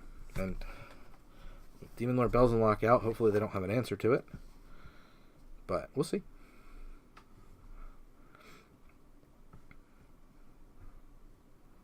Okay, and they scooped them up. Alright, so we came back, battled back, got a game. I don't really see any reason to go too ham on something like Divest, because they don't necessarily have a bomb. They're trying to, like, build a bomb with things like Dub and trying to kind of fight through combat that way. So I think our configuration looked pretty good there. Granted, we didn't see any of our Pierce the Skies or anything like that, but had we done that, we could have, maybe played things a little differently. But I think we're set up correctly because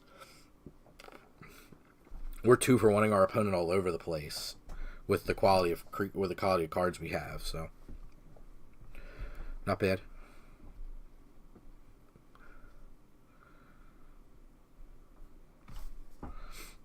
And this looks good. If they come firing out of the gates super hard, we can Caligo if we need to. Otherwise, we have a 4-drop and a 5-drop that are all playable.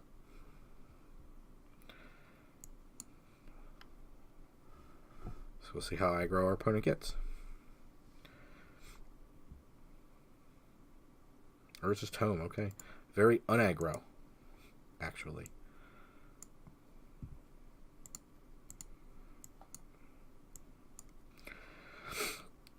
So not too bad, not too bad. Oh, wow. We are just lucking out all over the place here.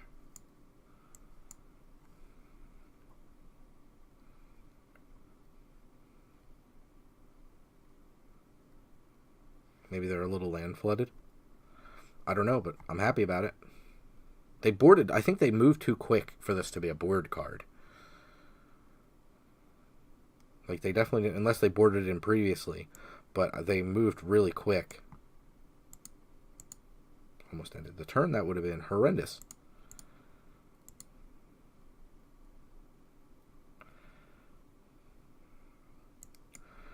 Continue to be efficient with our mana.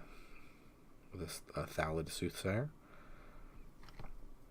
This is so weird. This is like a totally different deck. I just feel like they must be mana flooded. Maybe they're playing towards a bomb or something. Huh. It's so weird to see out of our opponent. Okay, Excavation Elephant will definitely slow things down.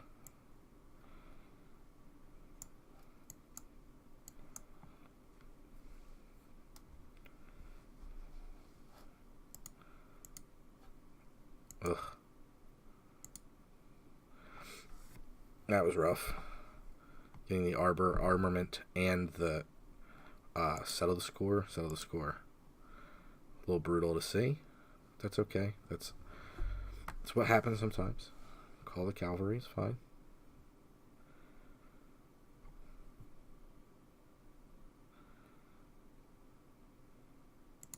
No blocks. I'm at 23 life. I mean, opponent probably knew that I would not take the bait, but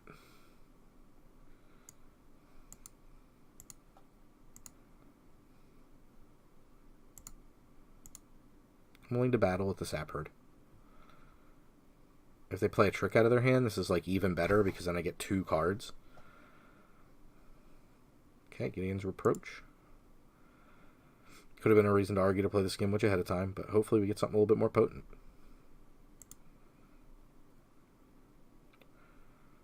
See if they go half card with us. And they have. Alright, so let's see if we can get something good out of their hand. Oh, baby. Oh, baby. Oh. That was good stuff. I know, the Skin Witches always feel great. Like, we completely dogged our opponent there. That was awesome.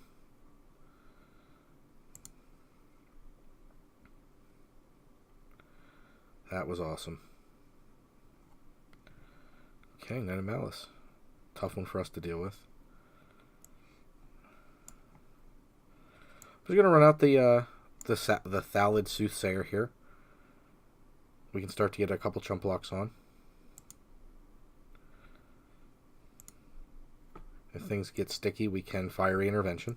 We may have to, and that's okay.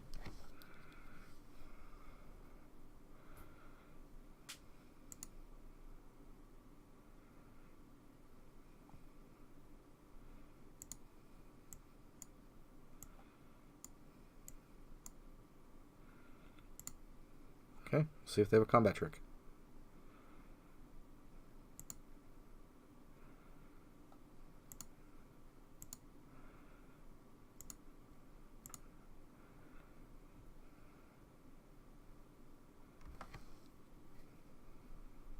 Garna. Okay. Alright, nice. Got to trouble someone off the board. They replayed another one. Our opponent's got a lot of consistency in their build. It's very, very good. Cancel. Thinking.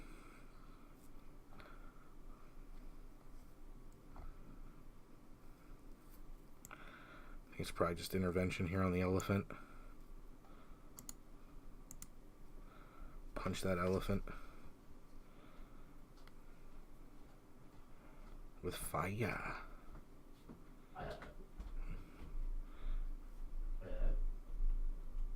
So let's see. What can we do here? I don't think there's any attacks to be had. Don't think there's any real reason to go nuts. I think we just pass it along.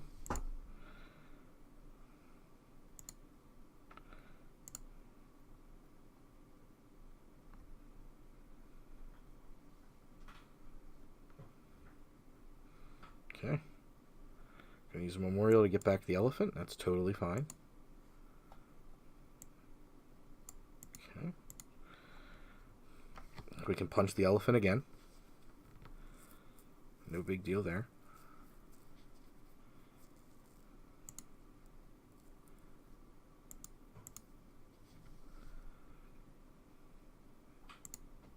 And just throw no blocks up.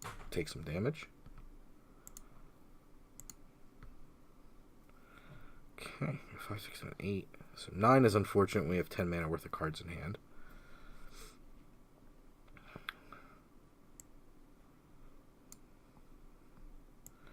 I think we're just elephant punching again. A little greedy, but we need to keep that card off the board.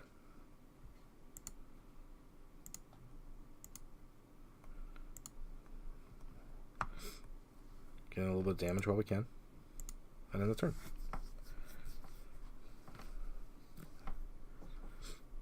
Let's see what we can do.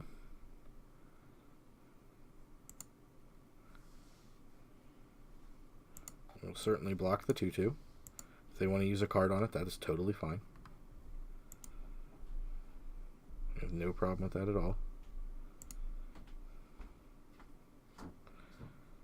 See what else they can do. Soul Salvage.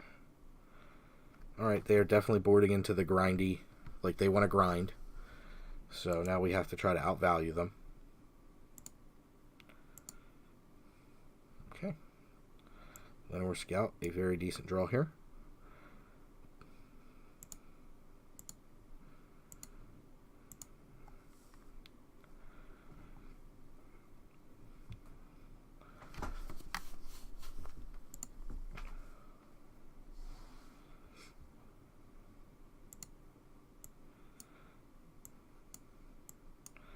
Throw up a triple block.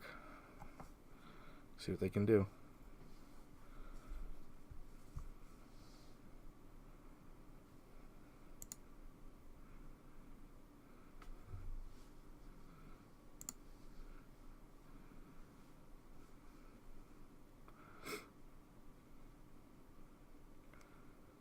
Juicy Vess. We'll play Garner the Bloodflame.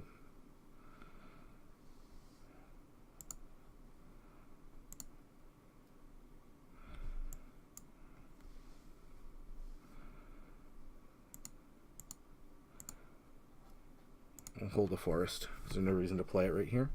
We got 4, 8. That'll be the 9th land.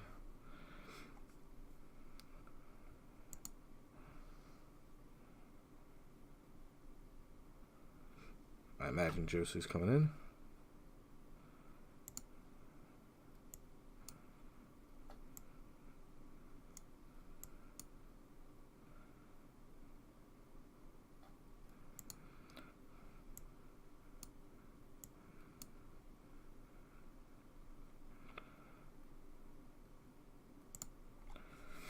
See?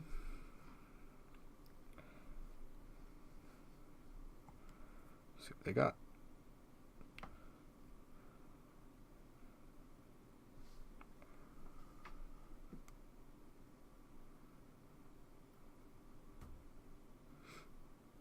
See if they have a trick. Just waiting around for that. I think that's the best way to block. No reason to block the Knight of Malice. Blessed Light on Garna.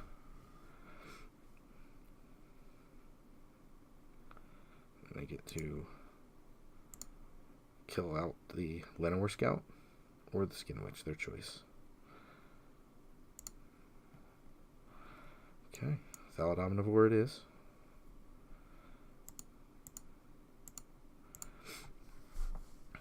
I'll try to hold on. We're at 5, so we do have to commit some pretty heavy blocks, but that's okay.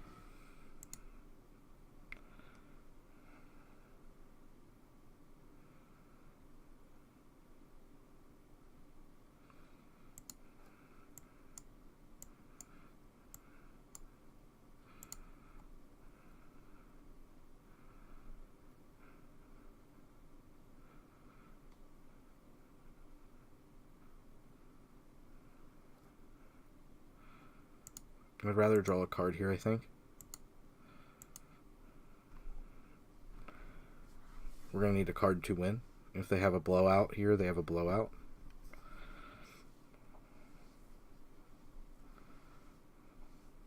Okay, we got our own Josu Vess.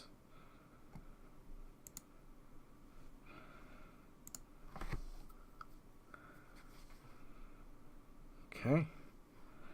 Oh, the Sarah Disciple. Oh, that's bad.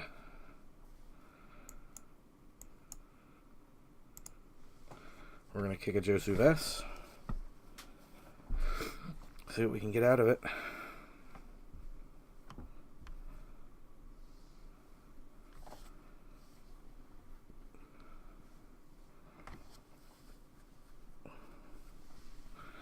See what we can get. The old Adam Sandler, as Jared said, because he's got 8 crazy nights. They come with him. So we'll see. I'm definitely going to attack with the Thaladominant of War. Because Sarah Disciple's scary, but it's not that scary.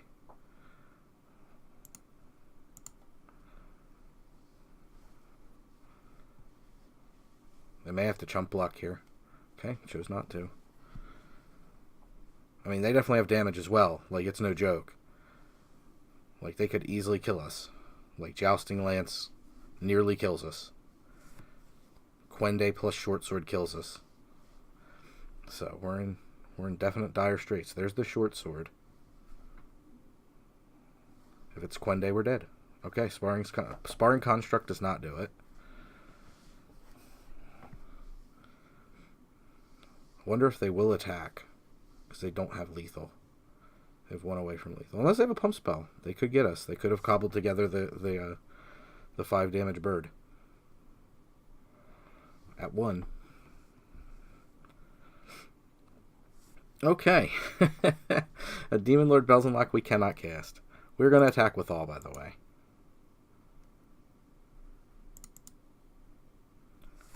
Let's see what they can do. I don't think they can stop this.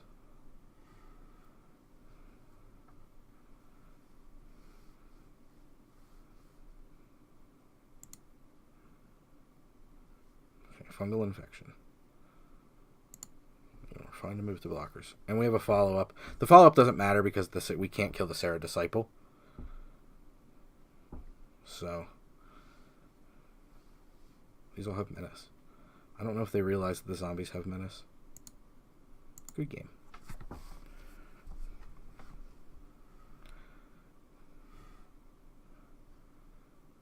Okay. Whew. Holy crap. That was a great match. Well done, Frosty. That was a hell of a match, to be sure. And we rank up. Nice work. Whew. Gosh darn it. That was a nail biter. Whew. Got an Orcish Vandal. Who I tried in Singleton, by the way, and is not good. Even in a deck full of artifacts, it's still not good enough. If it was like an 03 or something, I would be in.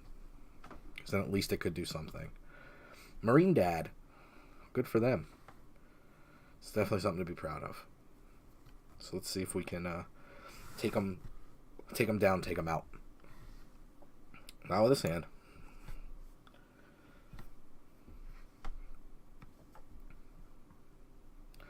Opponent on the same plan. Well, we talked about this early on, right? The 3 colors is what's going to end up kind of biting us. So, opponent working on their scry. Give them the hello. And see if we can beat them down several resources. Well, down 1 resource, really, because they... Adventurous Impulse. Llanowar Elves, nice. Boarded into a nice one. Or mulliganed into a nice one. I like that. Let's hope we don't get beat down too hard. We got a Deathbloom Thallid up next. Okay, there's the Adventurous Impulse. Okay, might just mean that Llanowar Elves is getting frisky and coming into the red zone. Or maybe they're casting a 2-drop. Nope, getting frisky. Okay, and no follow-up post that. And we drop a Deathbloom Thallid. And we'll hope for a forest ourselves. Just need some land at this point, and we can probably get there. Green, white.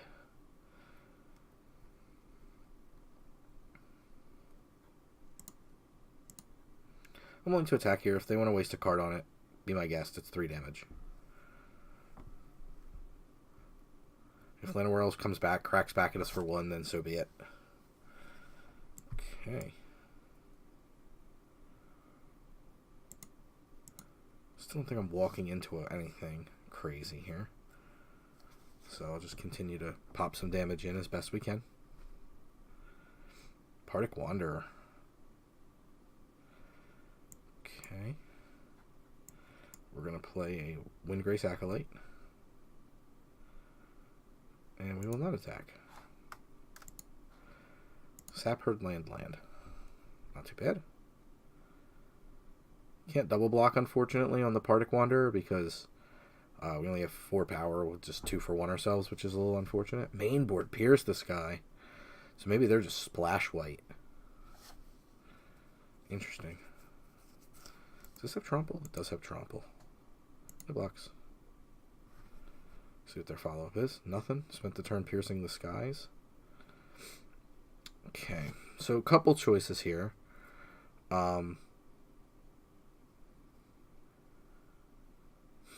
I think it's just Scout.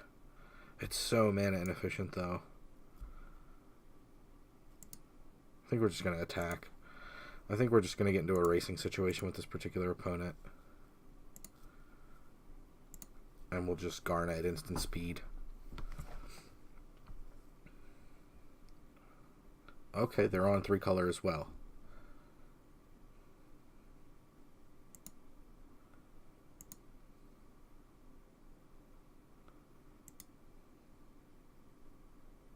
Probably should have threw the Garnet down there to block the Llanowar Elf.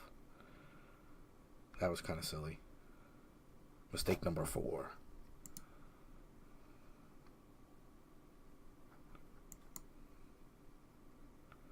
My head was in the turns to come, so that was my fault.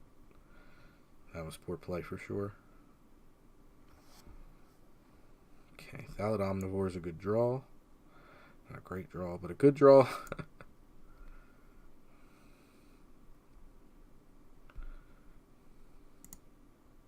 I will attack with the Deathbloom Thallid, by the way.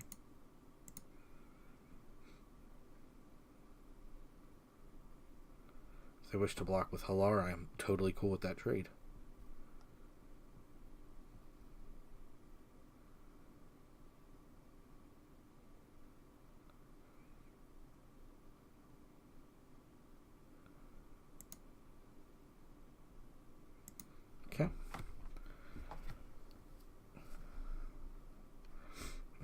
Bardic Wanderer, interesting.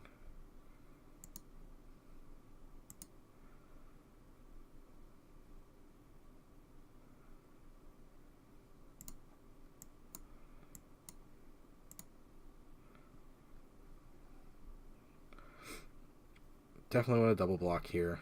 Try to stem the bleeding a little bit. If they don't have a trick, then it's just a 1-for-1, and I'm cool with that.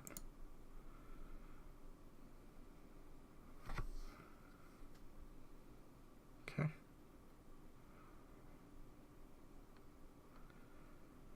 Alright, we managed to bring the board back to parity, so let's see if our opponent has a gross follow-up. They do not.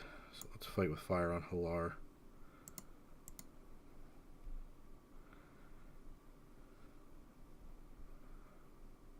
This thing out of the way.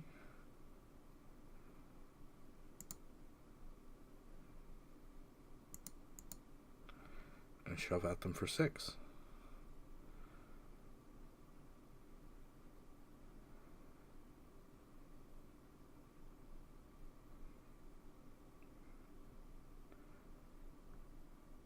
See what they're up to here. Maybe pumping. It's weird that they would have a pump spell. Okay, just an R. Okay. That makes sense. That's cool. I get a creature back, and I get to Llanowar Scout. Okay, maybe we managed to run our opponent off the playground here. Let's see. Rada.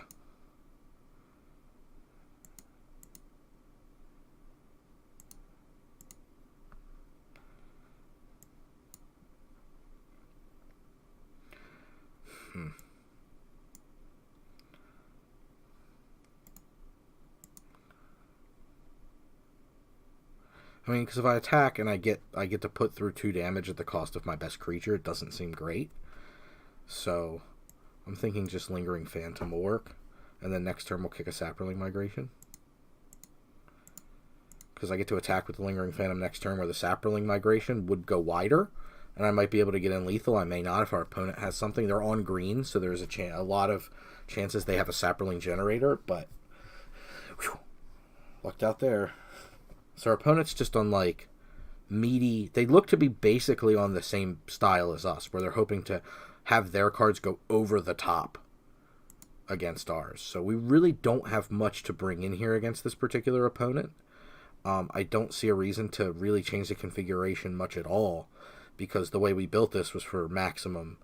Like, that was the game plan we wanted to fight them on. So I think there's no real reason to go too crazy sideboarding here. So I'm just going to kind of leave the configuration, I think, the way we have it. And we'll see if they've done approximately the same. We also have the benefit of being up a game. So we'll see. But they boarded pretty fast, too.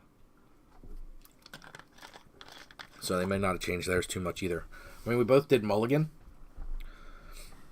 We mulligan twice, they mulligan once. So we'll see what happens in a world where we both keep 7.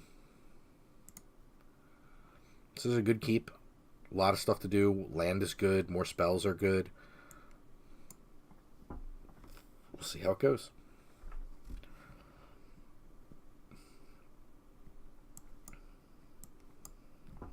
Alright, so now the trick is to draw a land.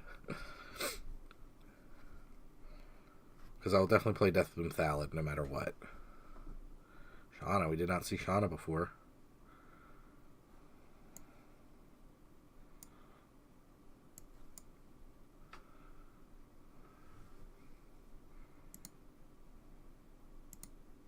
We did see the Arbor Armament out of them, so no reason to attack. Also, we can use our Scout to dump a swamp into play, and if we then draw a swamp, we're doing pretty good. Or we draw a land. I take any land, really. At this point, anything's pretty darn good. Guy's Protector.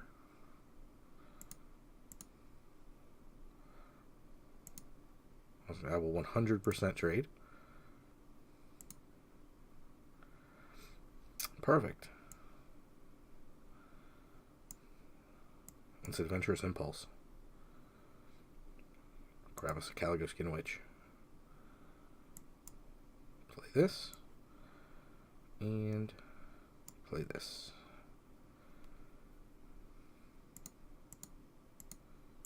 And we'll see if they attack with Gaia's Protector. If they do, we'll block with Deathbloom Thallid.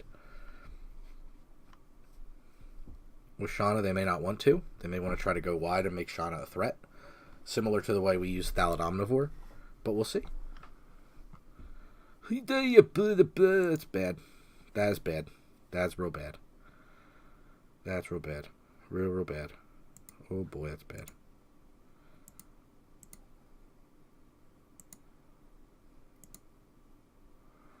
Oh boy, that bad. Each opponent. Okay. Well, we get around a little bit of bad luck here with the Caligo Skin Witch. But we're still in a real bad place right now. Luckily, we don't target them, so it gets around Shalai, which is pretty nice. So, they still have to discard 2 cards, but they don't really need many cards.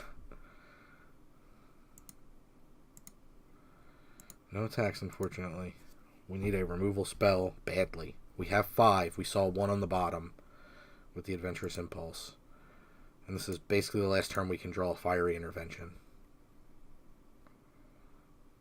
I still can't attack with much. Yeah, that was about the attack I assumed they would have. Eesh. That went on the bottom. So we'll play Thallid Soothsayer. Now we're on basically our settle the score at this point because of Shalai. They still don't have fantastic ground attacks, which is nice. We have to stem the bleeding in the air badly. We will activate this. Yes. We'll get rid of Llanowar Scout. He's pretty much played his part. Okay.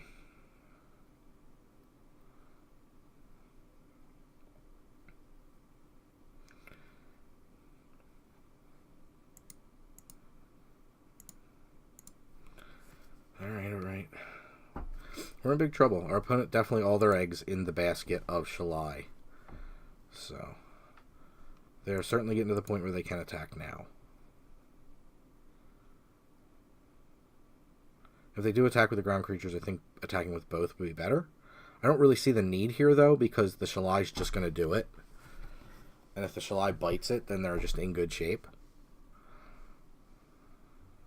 Like I'm in a position where I have to sack things to Thallid Soothsayer anyway. So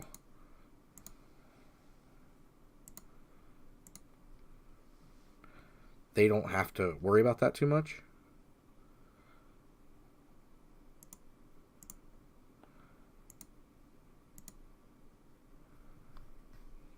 I also need that Saproling, kind of. Fire Intervention here is not good.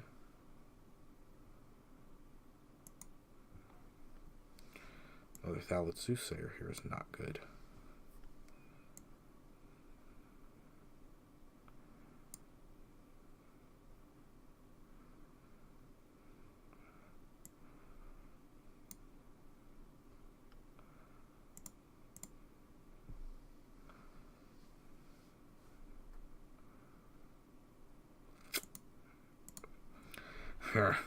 It's a tough one, to be sure. They're still on the... All the eggs are in the basket of Shalai.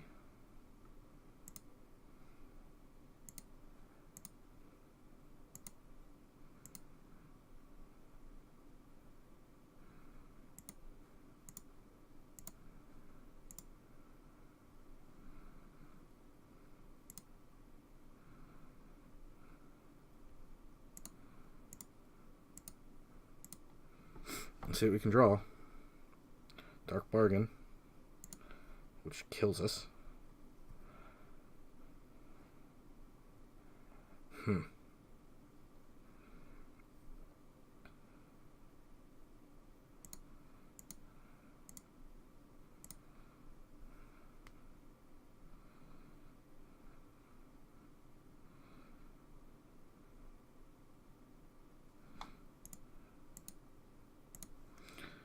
Give them a good game and scoop them up. Okay, so now we bring in Pierce the Sky because we saw a flying bomb. So that was 100% coming in.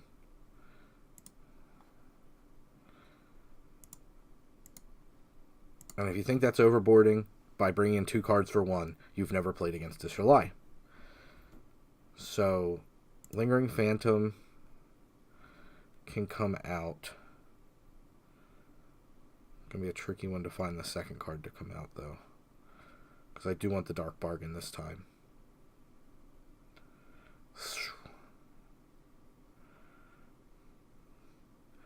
Landor Scout's a good way for us to get out in front. Soul Salvage is so good. Maybe we just go with the Dark Bargain and lean on the Thalids to do the heavy lifting. Farts. I mean, we were on 1 card after we couldn't get the Fiery fast enough. But it's a tough one. Now that we've seen July, we're bringing the hate.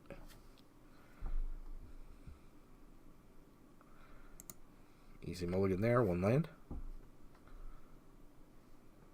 Not a real choice at all. See if the opponent hangs on. 4-7 or goes down to 6. They also went down to 6.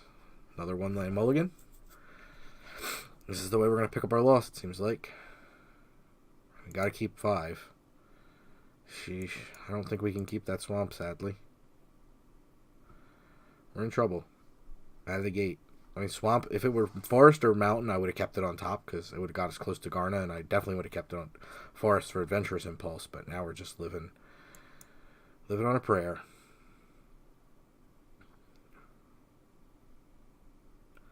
Oh, an opponent's got gas.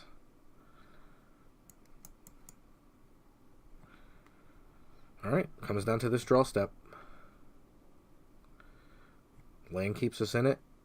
Not a land puts us pretty far away from it. Because they have just dropped a 3-drop. We're in bad shape. And the problem is we still need to be drawing land.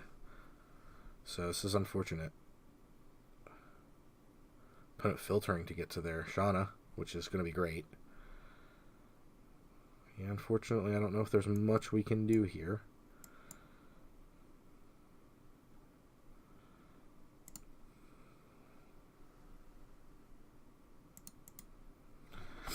I mean, even Garna here is just going to be a speedy blocker.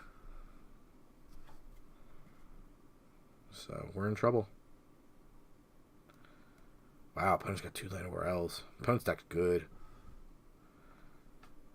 I don't know about that Naked Sapling migration. It's a little aggressive. We'll play Windgrace here. It gains us some life. Lets us block. Of course, we hit Settle the Score and Demon Lord Bells and lock 2 of our best cards. Because Settle the Score could have just taken out Shauna and slowed the clock down significantly.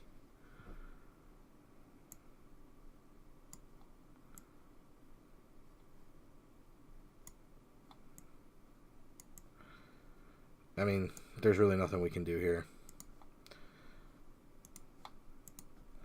Sadly. I mean, if we had drawn Settle, we could have been maybe somewhere, but there was our bad mulligan of the, hopefully of the whole thing, but that was definitely a really bad series of mulligans. Got a quest done. Alright, still looking for that 4th and 5th win. We'll see. I think the deck's good enough to go 5, for sure. So, hopefully we've cycled through our bad luck game there. Our bad luck. Yeah, that was just 1 game. It was really bad. I mean, we did mulligan to 5 twice in that match, and somehow won the one where we mulled to 5. So, let's just hope that we can pull it from here. Get there. I'd love to have 5-0'd for you. I think that deck's capable of it. Just a shame that we had that match. We had to mull to 5 twice. Feels bad. But again, we did talk about that in deck building, as that's a definite way we lose, is we just can't cobble together wins quick enough. Get 2 Lava Runner? Okay. We're against an aggro deck. Or Blue-Red Wizards, which can be an aggro-looking deck, but not necessarily an aggro deck. So, we'll see what their second land is, if it's a different color. Okay, Red-Black, definitely an aggro deck. No second turn follow-up is nice for us. We're in a little bit of a bad way here because unfortunately, our first drop's a Deathbloom Thallid. But that's okay. Oops, I forgot to hello our opponent. Now that I accidentally clicked on that. I was so busy talking about the last game. Sorry about that. Sorry, opponent. Sorry, opponent.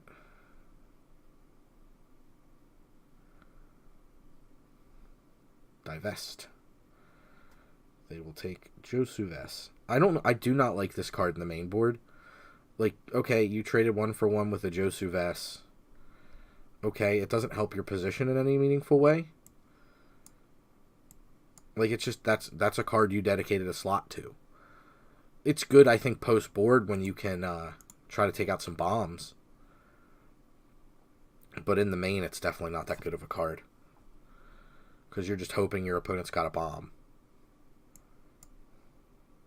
And that's certainly not always going to be the case. I'm going to Eldest here. It only gets back kind of a poopy creature.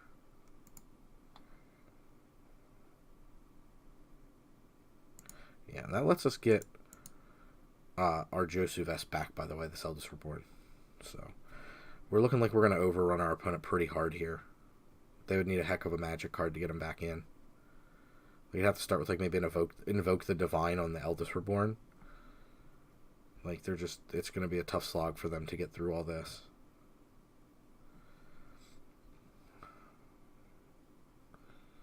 Like, I'm just going to go a little bit more aggro and just start punching them because I want them dead. Out of the tournament. Like, next turn we return Josuves, plus we get another follow-up. I just don't know if opponent can overcome all that.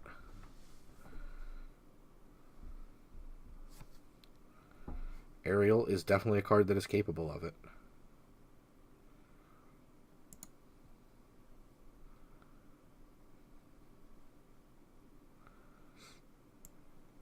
Play a Windgrace Acolyte.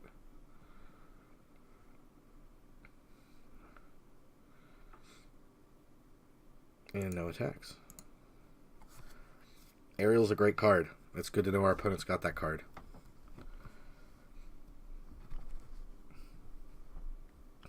Yep. Nothing really they can do.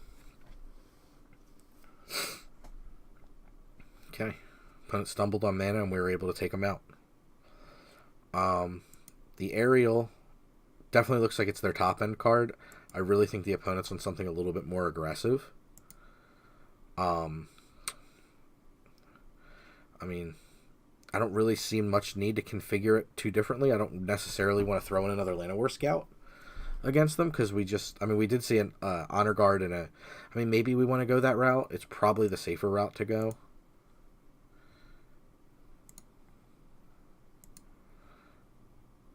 And we just go ahead and drop Lingering Phantom. Phantasm? Phantom? Phantom? Phantom. I think it's Phantom. Pretty sure it's Phantom. And it looks like they didn't do much at all in the way of reconfiguring for us, so. It may be that they were a main color, maybe went on a splash for Ariel, because that card is definitely worth splashing for. This one looks okay. It's not fantastic by any stretch of the imagination, but we have time to make it better. We definitely have enough blockers early game that we can get out ahead of our opponent, or stop the Lava Runner beats from getting too out of control. Great. Adventurous Impulse is like a perfect draw. Well, I don't think we could have asked for a better draw than that. We'll just simply take a forest. It's not, like, sexy, but it's what we need to keep playing Magic. And playing Magic is generally a good method to winning. Yeah, look at this. Opponent on, like this card is pretty wildly unplayable.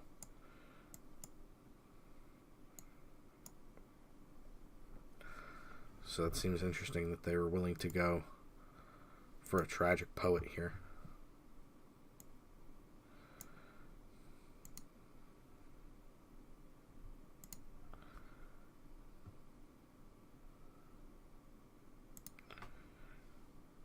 I think we're just going to tap this now to put in a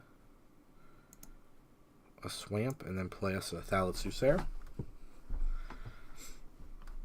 Let us do a little bit of excelling. No need to slow roll that and play nothing.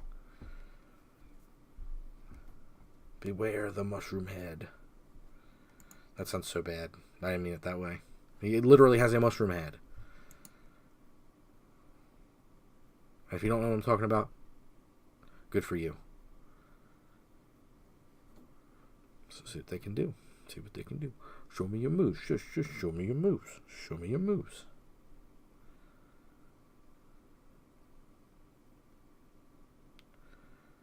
Okay.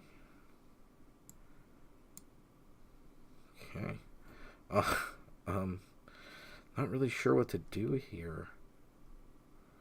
Like, I don't want to attack and just throw my Soothsayer into garbage, but there's definitely nothing I want to cast here. Well, you know what? Let's go ahead and Llanowar Scout again.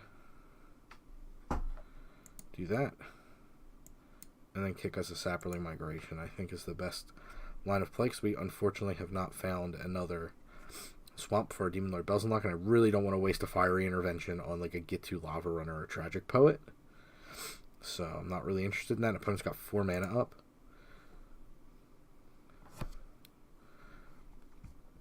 And I just don't want to blow out where it's like they double block plus give it like some kind of crazy thing or whatever.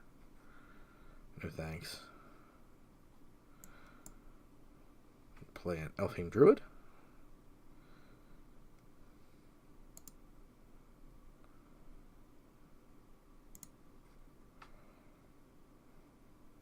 I just don't see the need to attack here. Should I swing with Llanowar Scout? No, it just gets blocked by Get-To Lava Runner. So, I mean, there's no reason to attack. The board's kind of gummed up, sadly. But I also just don't want to waste this such a high impact card. And I can just start drawing cards right now. Like, I just feel like drawing 2 cards at the end of turn is worth it. And if our opponent could present a threat that's, or they like try to Voltron their way into a threat, because we did see them discard a dub, like, that's a card worth hitting.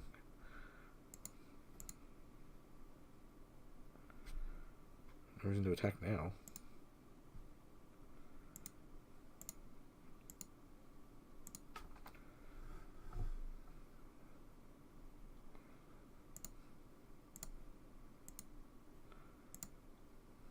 Let's just draw a bunch of cards. Okay. And we'll just punch the Angel.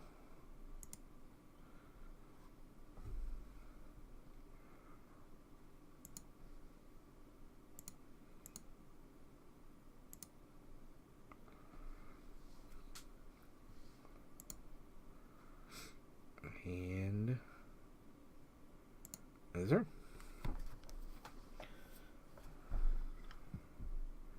And we'll see what we can kind of put together. We're really looking for a black source pretty badly here. Arvad.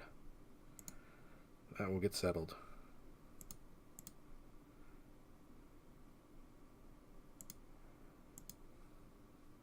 Okay. Or maybe we ignore Arvad. He's got lifelink. Ugh. I think settling looks pretty good here. Settle into Soothsayer. Wait, can't. Yeah, no, can't settle into Soothsayer. Farts. We're so choked on mana.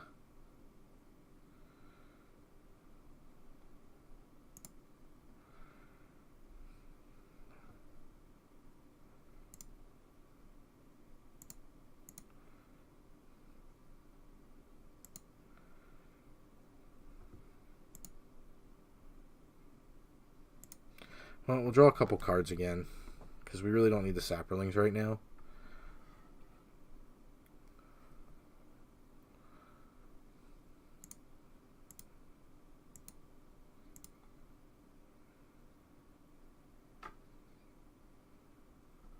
And the opponent definitely getting desperate because they're sealing away our Thallid Soothsayer.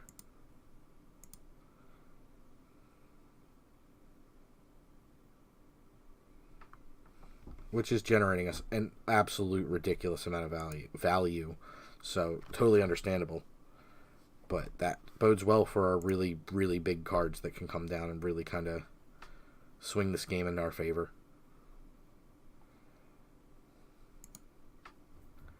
And we're up a game, so no lands to put into play. Like, no value plays.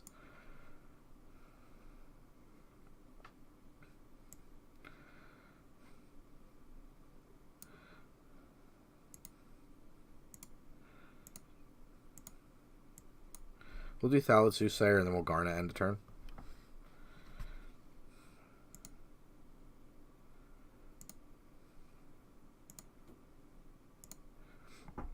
No reason not to.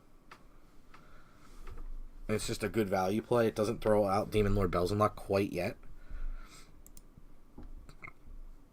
Our opponent's holding 3 cards. We haven't seen them really play much. So I really don't know what they're on. And I don't want to just lose value. Like, the way you lose in this limited is to not get not get full value out of your cards.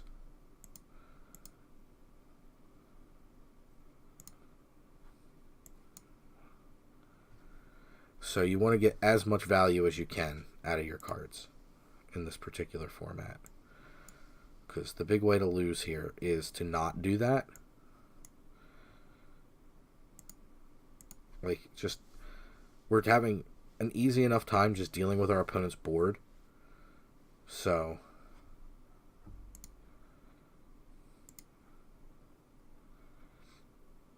like, there's no reason to attack here. Because we're definitely, like, you know, we're in the lead here. And we have a giant spell and a card that can straight up win us the game in one shot with the Fight with Fire. Like, if they stretch to throw a board down, we don't even have to 10 them. We can just 10 everything. We can 2, 4, 6, 7, 8 them. Like, you know what I mean? Like we can 4 them, 6 their board. So it's like no big deal at all.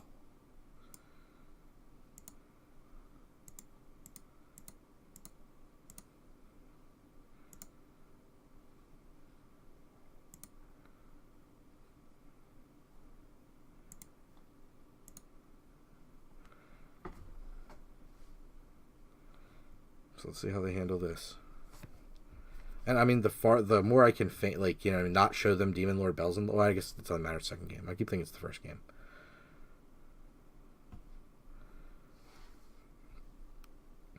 So we'll see what they can do. Because now they're gonna have to extinguish what could be combat tricks right now, and that gives us value because then we don't have to swing into them. Okay, and they scoop them up to the Fight with Fire. Understandable. Fighting to stay on gold tier 3 unlimited.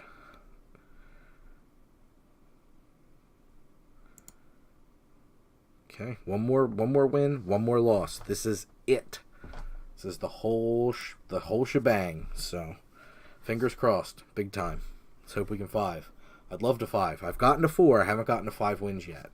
I do think this deck is fully capable. So, we're hoping.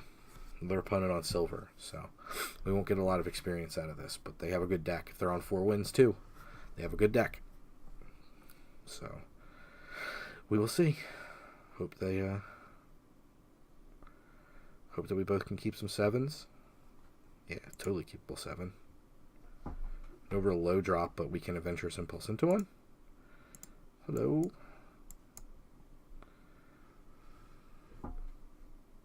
Got the hello back. I love it. I'll take us a Sap Herd. And bottom 2 lands is fantastic. Like, couldn't have drew it up much better.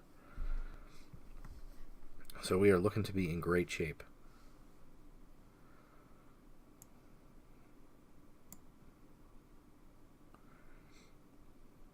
Let's see what we can do. Opponent's on blue-white. Probably a lot of flying coming from our opponent. Syncopate. I mean, we're definitely, like, if they syncopate the Sap Herd, that's gravy. That's no problem. No problem at all. Much rather than syncopate. And syncopate's one of those cards you do want to use when you get the chance, because you can't guarantee that syncopate's going to be there. And they got a good legend there. And unfortunately, we've kind of donked as far as drawing not very expensive cards, but next turn we get to start kind of getting back into it.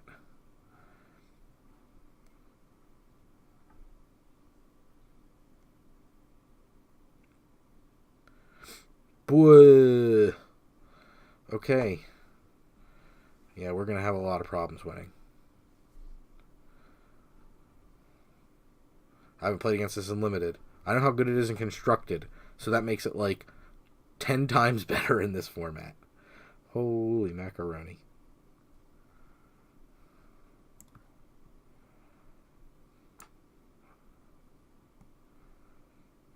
Jeez. Okay. We'll play the Wind Grace. And we'll see what we can do.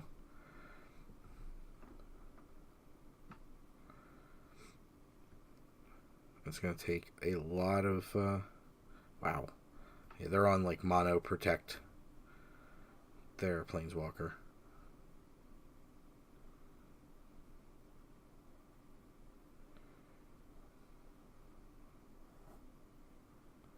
Definitely, the one thing we can't do is let that Teferi ultimate.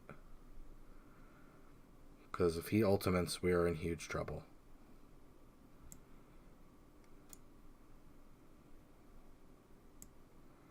We'll play Lingering Phantom.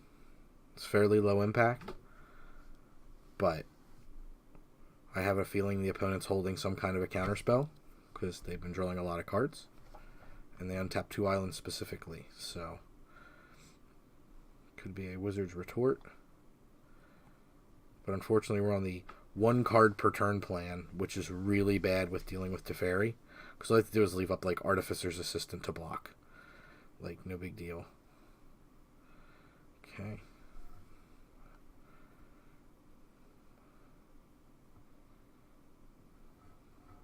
I mean, 24, we have 23 cards, so I mean, we're doing okay, but that's only because, you know what I mean? That's just brutal.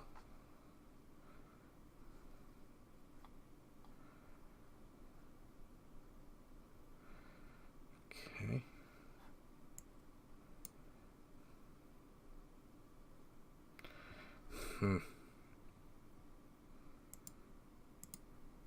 I mean, no choice but to attack, right? If they have Gideon's Reproach, they have Gideon's Reproach. But we need to do something.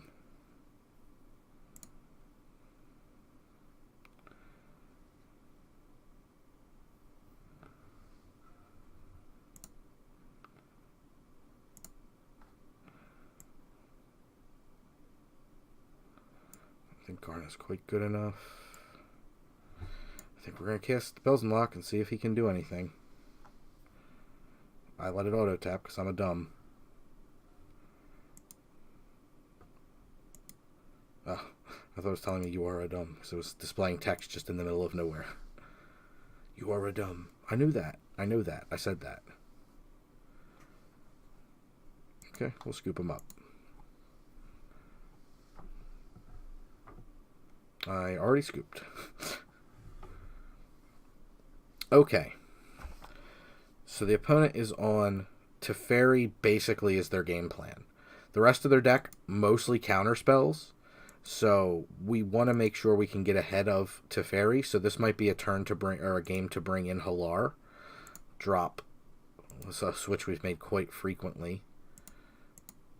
This particular one is to drop Swamp for Forest. Lingering Phantom, pretty bad here. Take the land thing off, take the color thing off, and just re-look through to make sure there's nothing crazy we can do. I don't think it's worth trying to shift into an entire like aggro focus deck and really screw up our mana to do these kind of things. Pierce the Sky might be good. We saw a lot of flyers out of them, so that might be worth putting in. We're going to run ourselves down on resources, so that seems like... I think... maybe, yeah, I guess Dark Bargain can go again. But we need to figure out a way to punch through as hard as we can. I mean, Plan A is hoping they don't just natural Teferi, which they did. So if we can get around that as Plan A, where it's just like, oh, I have a natural Teferi, then we can do a little better. But yeah, you can see how crazy Teferi was there. Just the opponent able to do whatever they wanted to do. Like, again, this is, I mean, hands aside, we need something with a little bit more of our low end. I guess. And if it's a land on top, we gotta bottom it, so. Resolving their scry. And from here, we just got to hope for spells, because we can cast everything.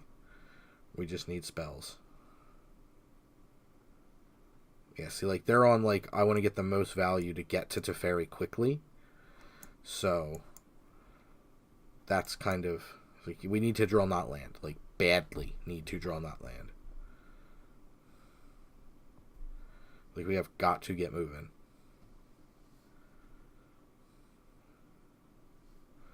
Yeah, I know. I said we need to not draw land badly, which means we're going to draw mono lands. I know. It's cool. Like, the problem is, like, walking into a Gideon's Reproach is bad. We didn't see one game one. We saw a lot of counter spells. But this could be a deep freeze. We saw one of those game one. We need a spell. We're going to lose to this. And this feels real bad. Like, we should definitely be able to compete with our opponent.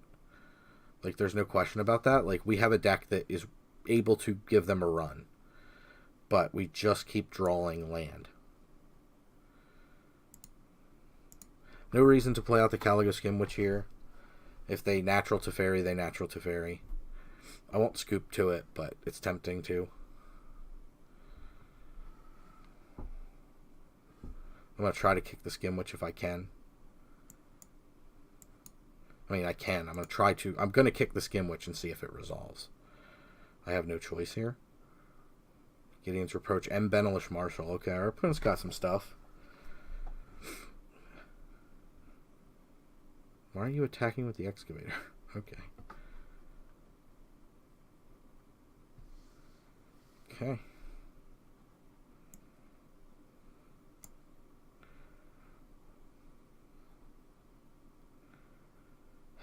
I'm debating on whether Josuves is right here or not.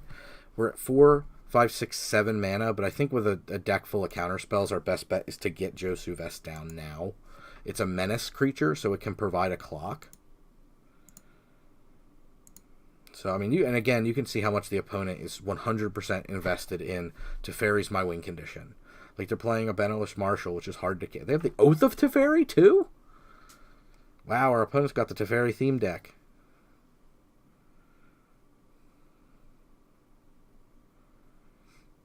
Oh, because it's a legendary enchantment. Okay. So you can see they're like, I need to mono dig to Teferi. That's their plan. It's a simple plan when you have a mythic rare as powerful as Teferi. If you cast him, likely you win. Especially in a deck like this. Definitely should have swung before they played that, because they could have slid back the bird. But our plan's simple. We're going to start nugging them with Josuves. Their clock's better than ours, I will definitely say. But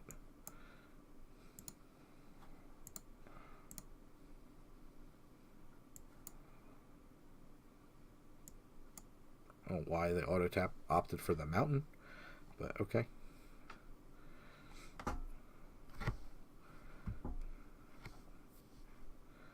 Well, we're presenting a clock. That's something. Teferi messes that up pretty badly. I think we just attack with all 4. Leave back Halar.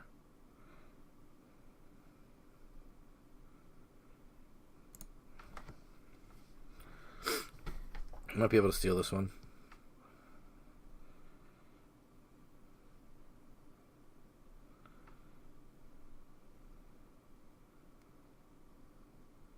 Okay, they're still dedicated to swinging the Artificer's Assistance.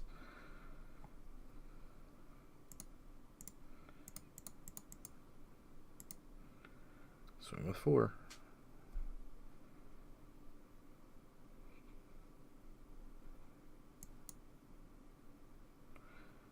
Grace Acolyte should swing the race in our favor. Pending it resolves, could get syncopated. But I'm okay with that.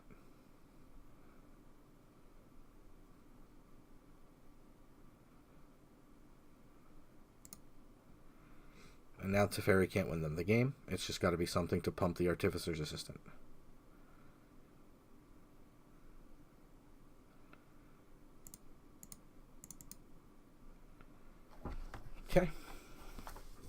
And that's what I mean. I mean, that was impressive off a Mull to 6, by the way. But we can see how much their deck is dedicated to getting Teferi.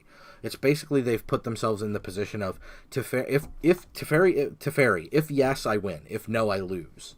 So that's where we're at. We have no choice but to play our opponent's game and just try to kill them as fast as possible. So, and you could see even our rather anemic way to do that really didn't, you know what I mean? Like, it still was good enough. The opponent still couldn't clock us hard enough. If we can get under their counter magic and we can just start presenting a clock, like they had one deep freeze for Halar, and then they were unable to answer the rest of our cards. Granted, that Caligo Skimwitch landing was a big deal, but, you know what I mean, we're going to have to hope that we can cobble together another one, but it has to be something like where we're just presenting a clock that's making them do something. So, our opponent is definitely 100% in the I'm going to turtle as hard as I can around Teferi, which is totally understandable when you have a card that powerful. This is a fairly easy keep. This is definitely the best hand we've seen this match. So, I'm happy to keep a 7 here, really hoping our opponent goes to 5.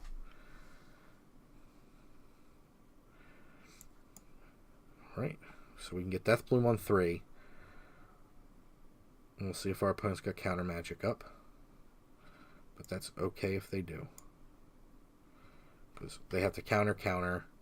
They have a lot of work to do. But them on the play is a big deal to get Teferi going faster. So we will definitely start asking them questions and forcing them to have answers. The first step is Deathbloom Thallid. Okay, got the Syncopate. I mean, you can see, like, it's just... First play of the game, syncopating our third turn play is pretty not great. Oh no, they miss a land drop. That may mean they have Teferi in hand. Okay, Arcane Flight's an interesting one.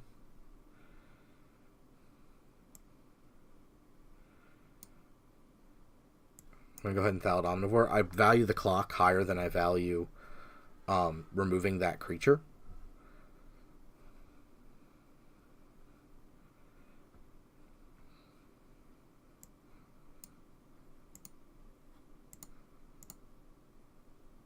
See if they have an answer for this. If they do, then we get to Eldest Reborn their single creature. Okay, beautiful. I'm fine with that.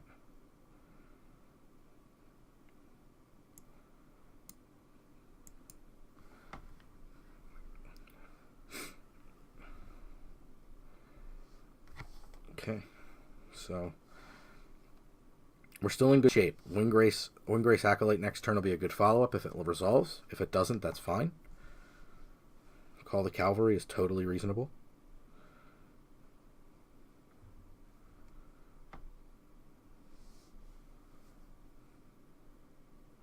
Whoa! They discarded Teferi. What? What's in their hand? Holy cow. They do realize Eldest Reborn lets me get a Planeswalker, right? Holy cow, if we can get their Teferi, I'm going to poop my pants. We're going to get their Teferi! Holy crap, I'm not usually a freak-out kind of guy, but this is freak-out worthy. Holy crap, holy crap, holy crap!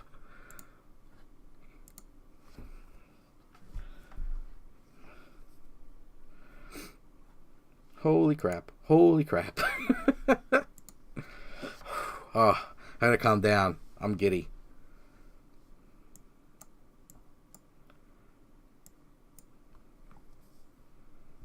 Oh man, I cannot believe that just happened. Holy crap.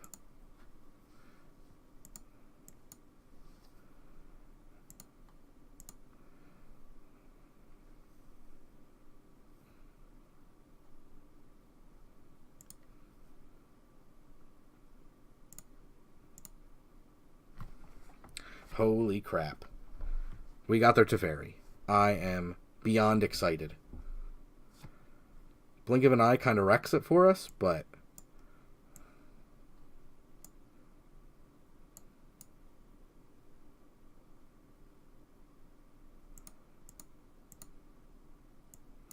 No, I guess clearing some of the...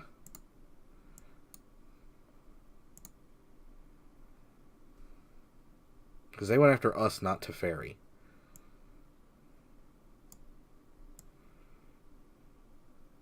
Yeah. 3, 6, 7, 8. I don't know if I'm necessarily in for wasting.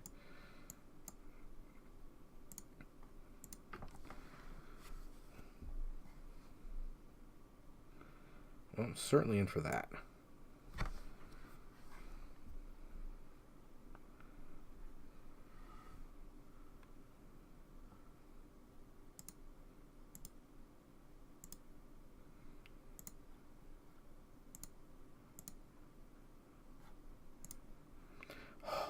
Cannot believe we got their Teferi. This is crazy. It doesn't even feel like a real game. Like, it just feels like I'm screwing around. Like, I can't believe the opponent hasn't conceded. They may have a blink of an eye.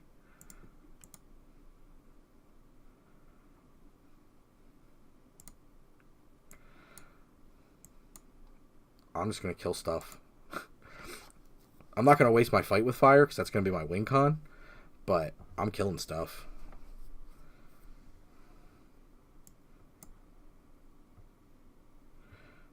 Crap, I cannot believe we got their Teferi. It doesn't even feel like a game. Like, it doesn't even feel fair. That's how ridiculous this card is. It doesn't even feel like a game.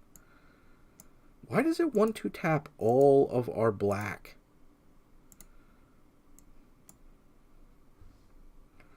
Man, auto tap. Killing me.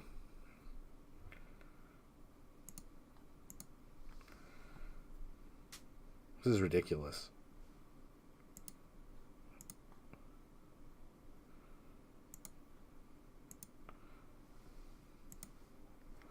This is ridiculous. It feels like a non-game. Yeah, you lose. You lose badly. That's what you get. I can't believe we won by stealing their Teferi. So what a cool way to end that one. Yeah, so let's open some packs because we earned the heck out of those packs. I didn't think we were going to get those wins. That's fantastic. We got 6 packs, man. 6 and 2,100 gems. Awesome, awesome. Let's open 6 packs, and then we'll do a quick sign-off. Man, I hope that was exciting for you guys. I am just, like, it's 12:30 at night. I should go to bed, but I'm just, like, super pumped now. Torgar.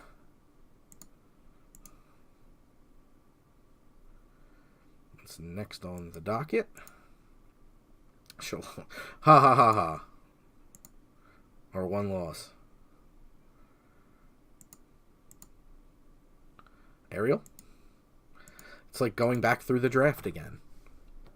These are all cards well, one we lost to, the rest we beat. Hey, wild cards, I need those. Definitely need those for Quick Singleton. And if you do want to see us play some Quick Singleton, leave a comment. Let us know that. We'll try to do up some Quick Singleton for you. Last one. Woodland Cemetery. It looks like I get to open my vault.